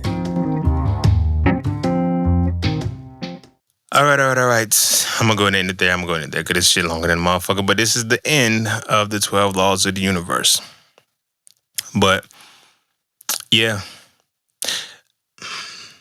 Nothing that they do is just accidental, man. They have a strategic plan. They use astrology. They use numerology. They use all esoteric science. They use the 12 laws of the universe. They use all of the shit because they know what to do with them. And they know you don't know what to do with them. So they know that we can manipulate you as long as we don't violate them, but we don't take away your ability to use them. So yeah, you're still going to you're still going to be locked in and affected and impacted by the law of gender, but we're going to give you a individual deity.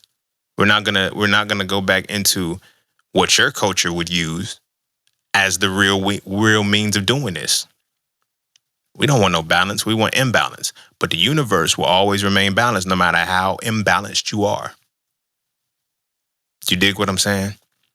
And this is where we are. This is legit where we are.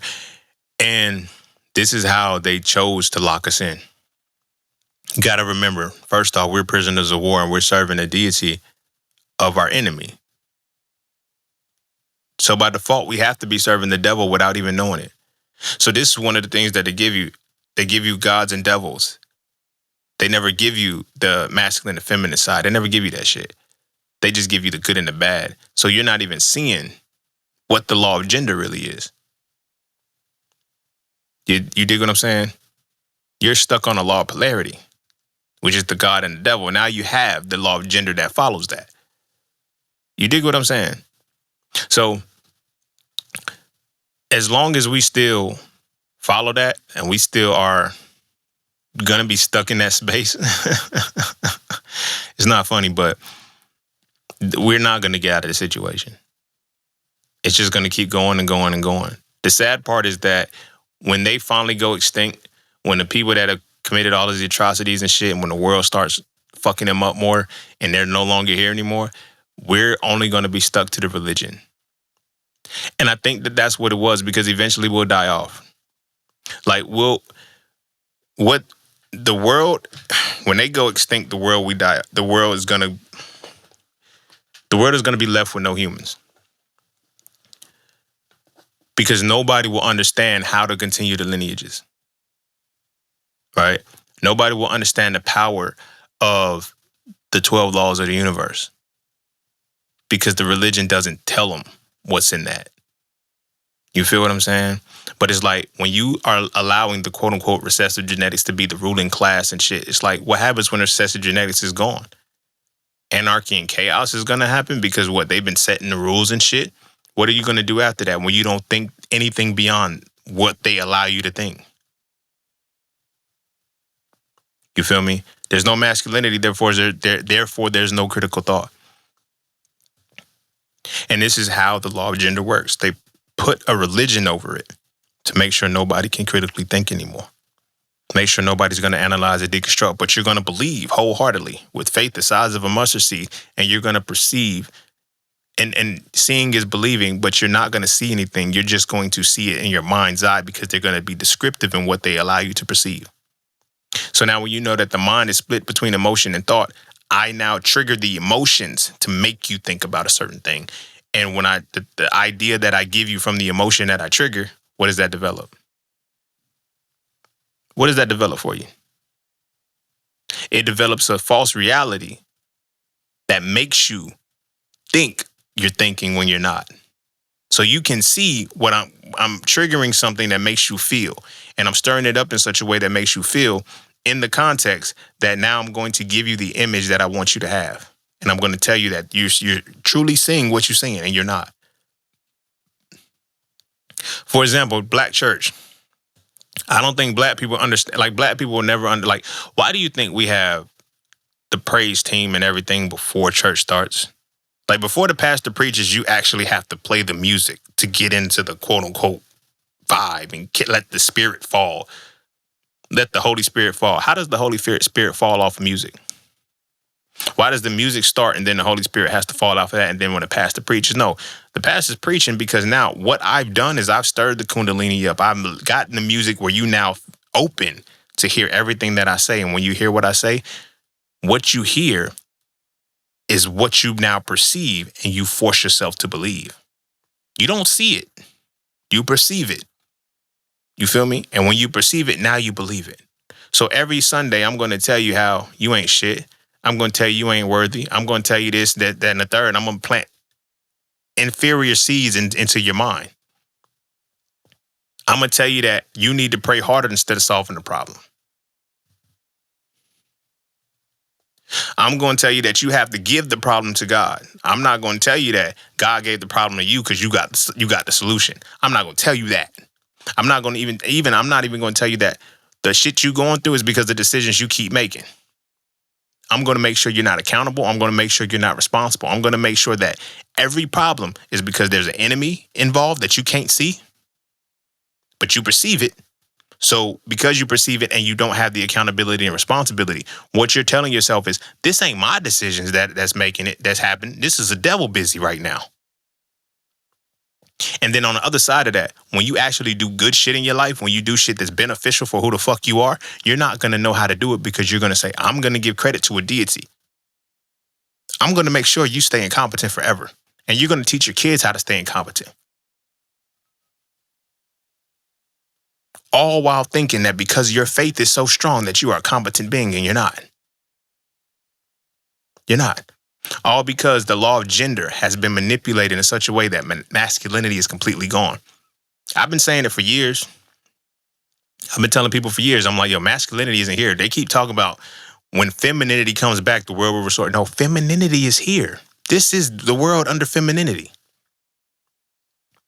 When masculinity comes back, the world changes because critical thought returns. So much so now, when you're looking at motherfuckers, you can't, masculinity is gone when a woman can, masculinity is gone when a woman can tell a woman that she doesn't know what a woman is. You can ask a woman right now what a woman is. Oh, it's a social construct. It's this and the third. You want to, no, nigga. This is why analysis and deconstruction has to be removed and it's gone, because it's like, nigga, oh, you want to talk about chromosomes. Nigga, that's what you're supposed to talk about when you talk about women. Nigga, the fuck? I don't know why y'all niggas keep saying it's a social construct. It's not, nigga. It's not. This is why there always has to be a balance. Even if you look at homosexual relationships and shit, it's not two of the same energy, bro. One assumes the manly role, one assumes the feminine role, but the problem is there's still no masculinity. You still ask somebody what masculinity is, they can't give you a definition. And when they can't give you a definition, it's just like, you have to ask, what are you talking about? Because now when the average person only reads at a 6th grade level, how can you define something like that? You dig what I'm saying? But then it runs deeper. It runs deeper. Because now, like I said, with religion as at the pinnacle of what it is, that shapes your lexicon. There's people right now who will say, there's nothing greater than the religion that I follow. Wow, for real? Seriously? Yeah, the religion that I follow has everything I need in it to survive. It don't. It don't. So much so that you would be able to survive if you didn't have your religion. But you're failing to survive the way you need to survive because of your religion. Because people think, because once that religion gets in place, now you no longer are doing the necessary things you need to do to secure legacy for yourself. So, for example, when I look at the combination of, like I mentioned with Yehudi Ahmad, when I look at that and I look at the child that has come of me, which is me, I still have to become an adult. You follow religion that tells you to be a child forever. And it's crazy because it's like you're a child of God. Why are you not a God? That's blasphemous. Really? It's blasphemous to grow the fuck up. It's blasphemous to be an adult.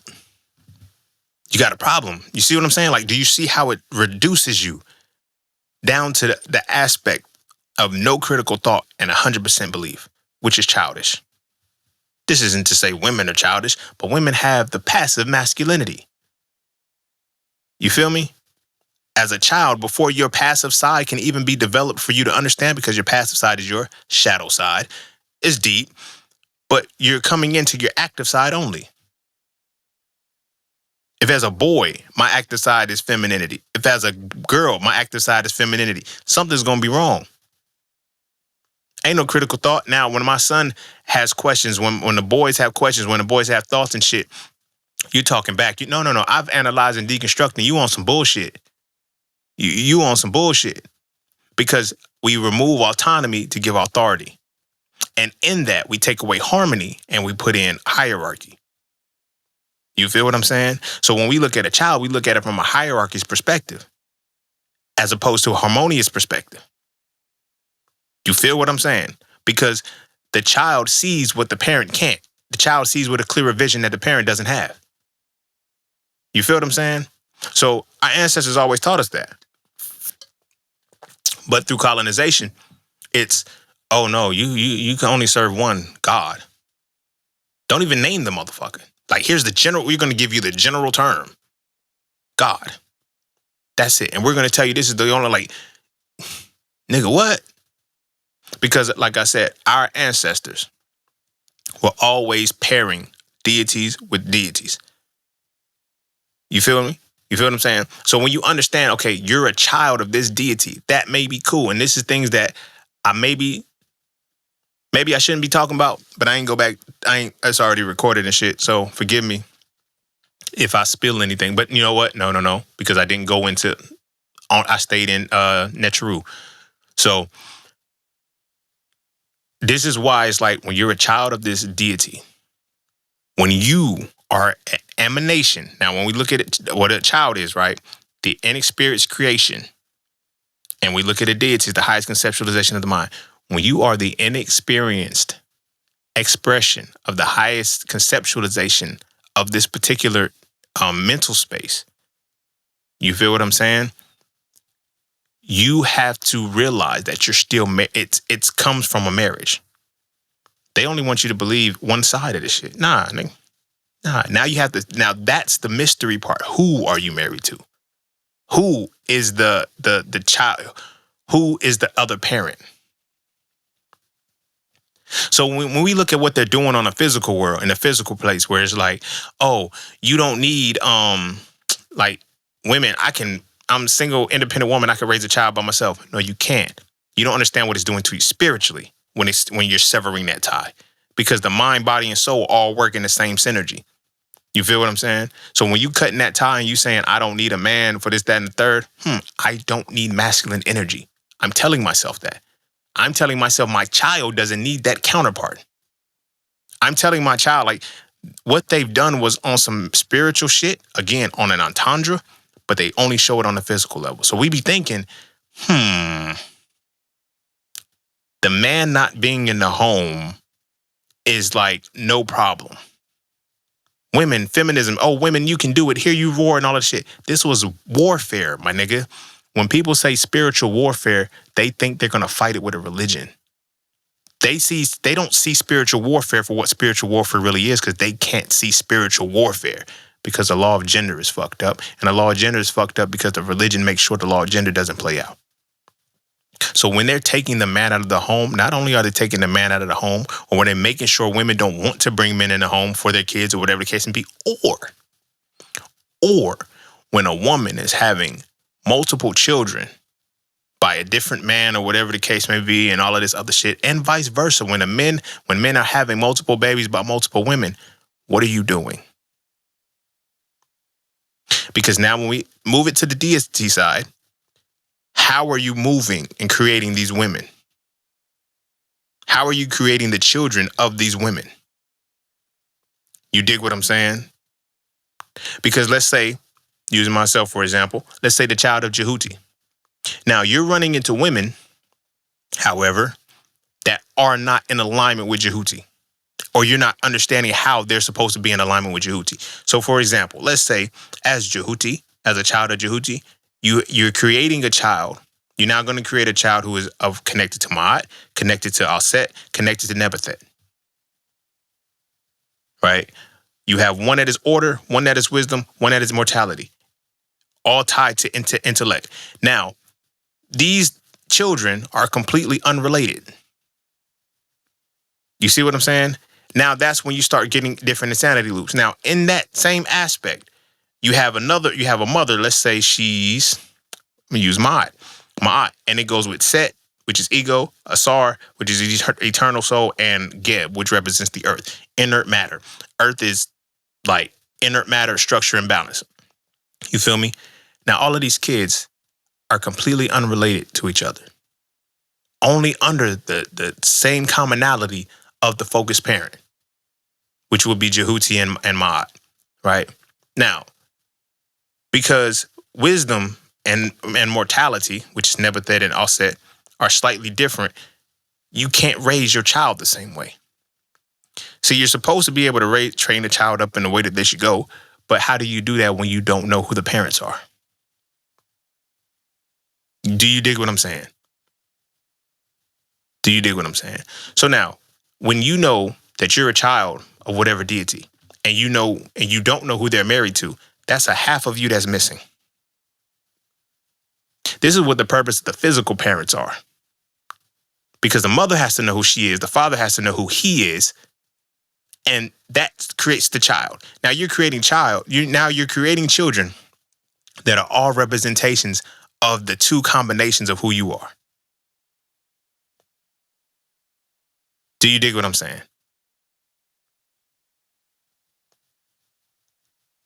Because what one shadow side will then create the other's light side, or active and passive sides. But it takes the parents to be able to understand that. But now we've been reduced because we don't know the spiritual component of what our ancestors once did, and we're not using what the spiritual component of what our ancestors once did. We believe that we're children of God. That's it. What does this child represent? What emanation are you? Because you don't even have the feminine side to go with that. Because you're given the masculine side that is feminine. Any point in the Bible where they mention God, he does some feminine shit, which is destruction or creation. Do you feel what I'm saying? He's jealous, he's wrathful, he's very emotional. He's not analytical, and he's not deconstructive in any way, shape, or form. But that's the image and likeness that you're in. But until you understand the language, you'll never understand the religion. But then you'll never understand it as prisoners of war. This is why they gave us this shit. All because it has to still move and flow with the law of the universe. You feel me? Because it can't violate. But at the same time, it can manipulate the law. It can manipulate how the law of the universe is presented. And this is it. This is it. Again, I'm not telling you to put your religion down. I'm not telling you to give it back to your brother. I'm saying understand why the fuck it was given to you. That's what I always say. Understand why the fuck it was given to you. Because when you finally understand why the fuck it was given to you, you understand what you were supposed to really be dealing with. You feel what I'm saying? This is also not to say just go jump into an African spiritual system, but I'm giving you a little bit of a blueprint to understand what to expect when you go into these motherfuckers. When you get told, oh yeah, you're a child of Yemiya, who's the husband. You feel me? I get it. You want to flow with the water, but did she as the reflection of you, did she pair with Ogun? Did she pair with Shango? You feel me?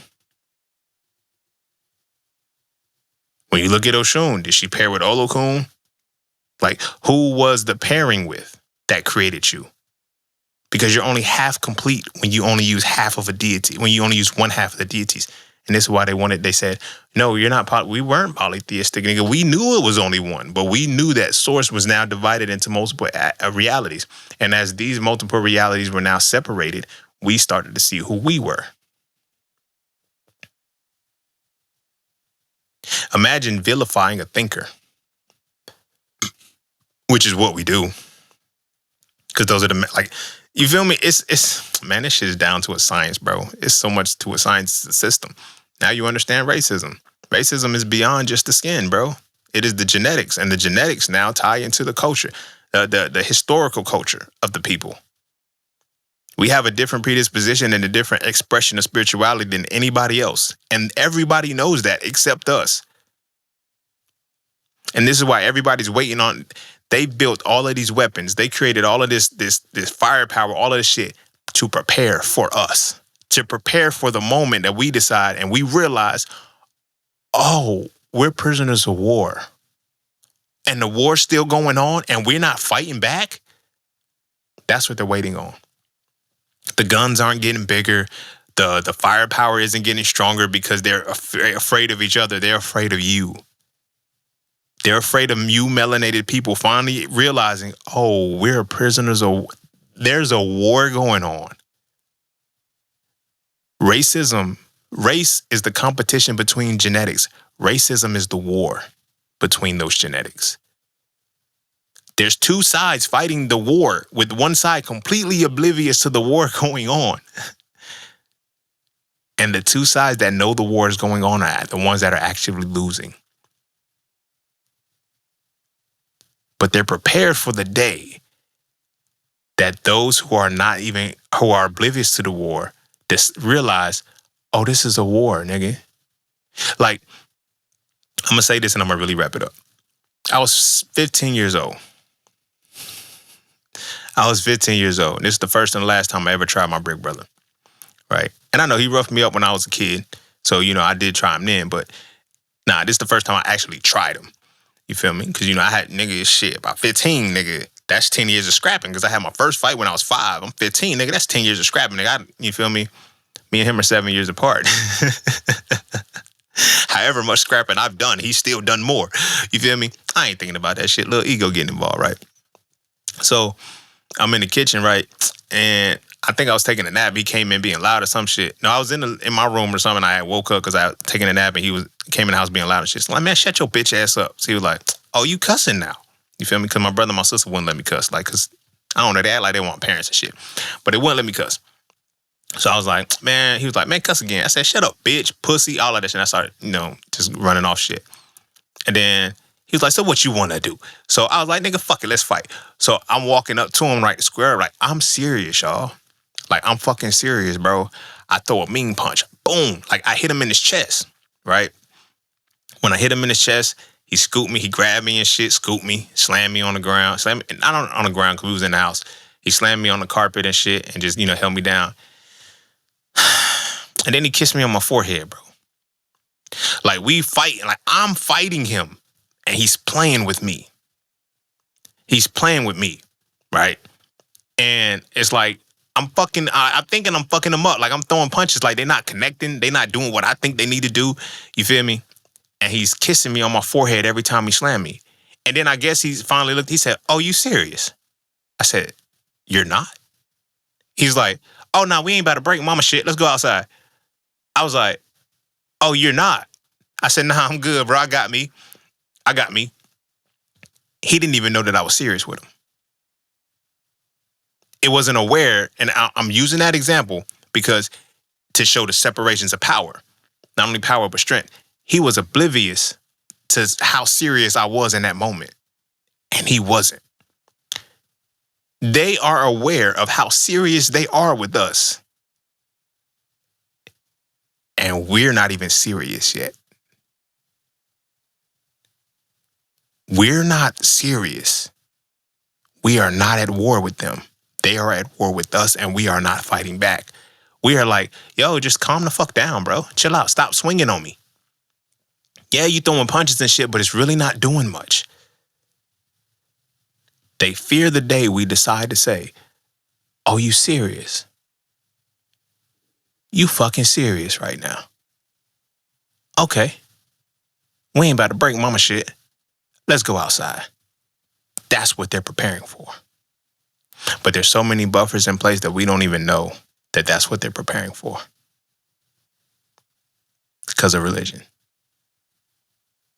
Because of the religion that masks the masculinity to erase the analysis and deconstruction. So anybody who does step into that masculine space, oh, you're radical. You're rebellious. You're this, that, and the third.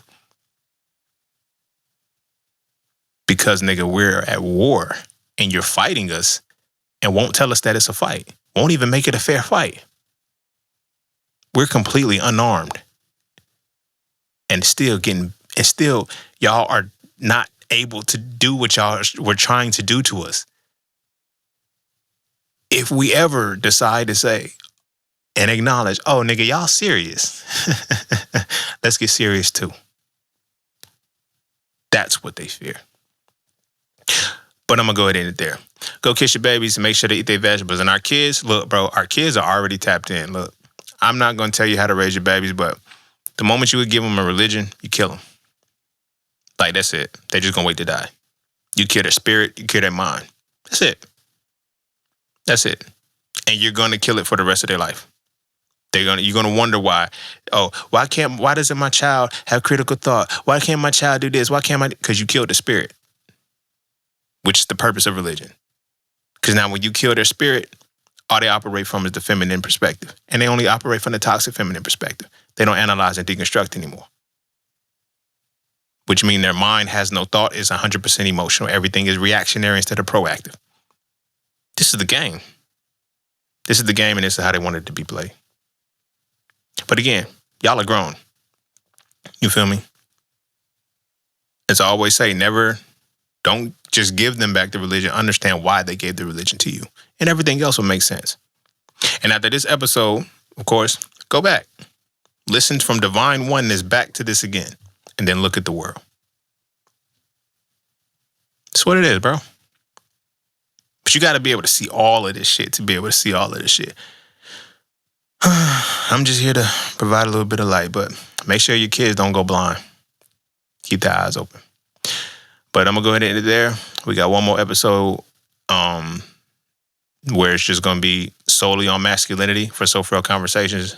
And yeah, we'll end season 12. And then when I come back after the break and I get some more music done, we'll be back with season 13. So go kiss your babies. Make sure to eat their vegetables. And I'm going to see y'all all on the next one.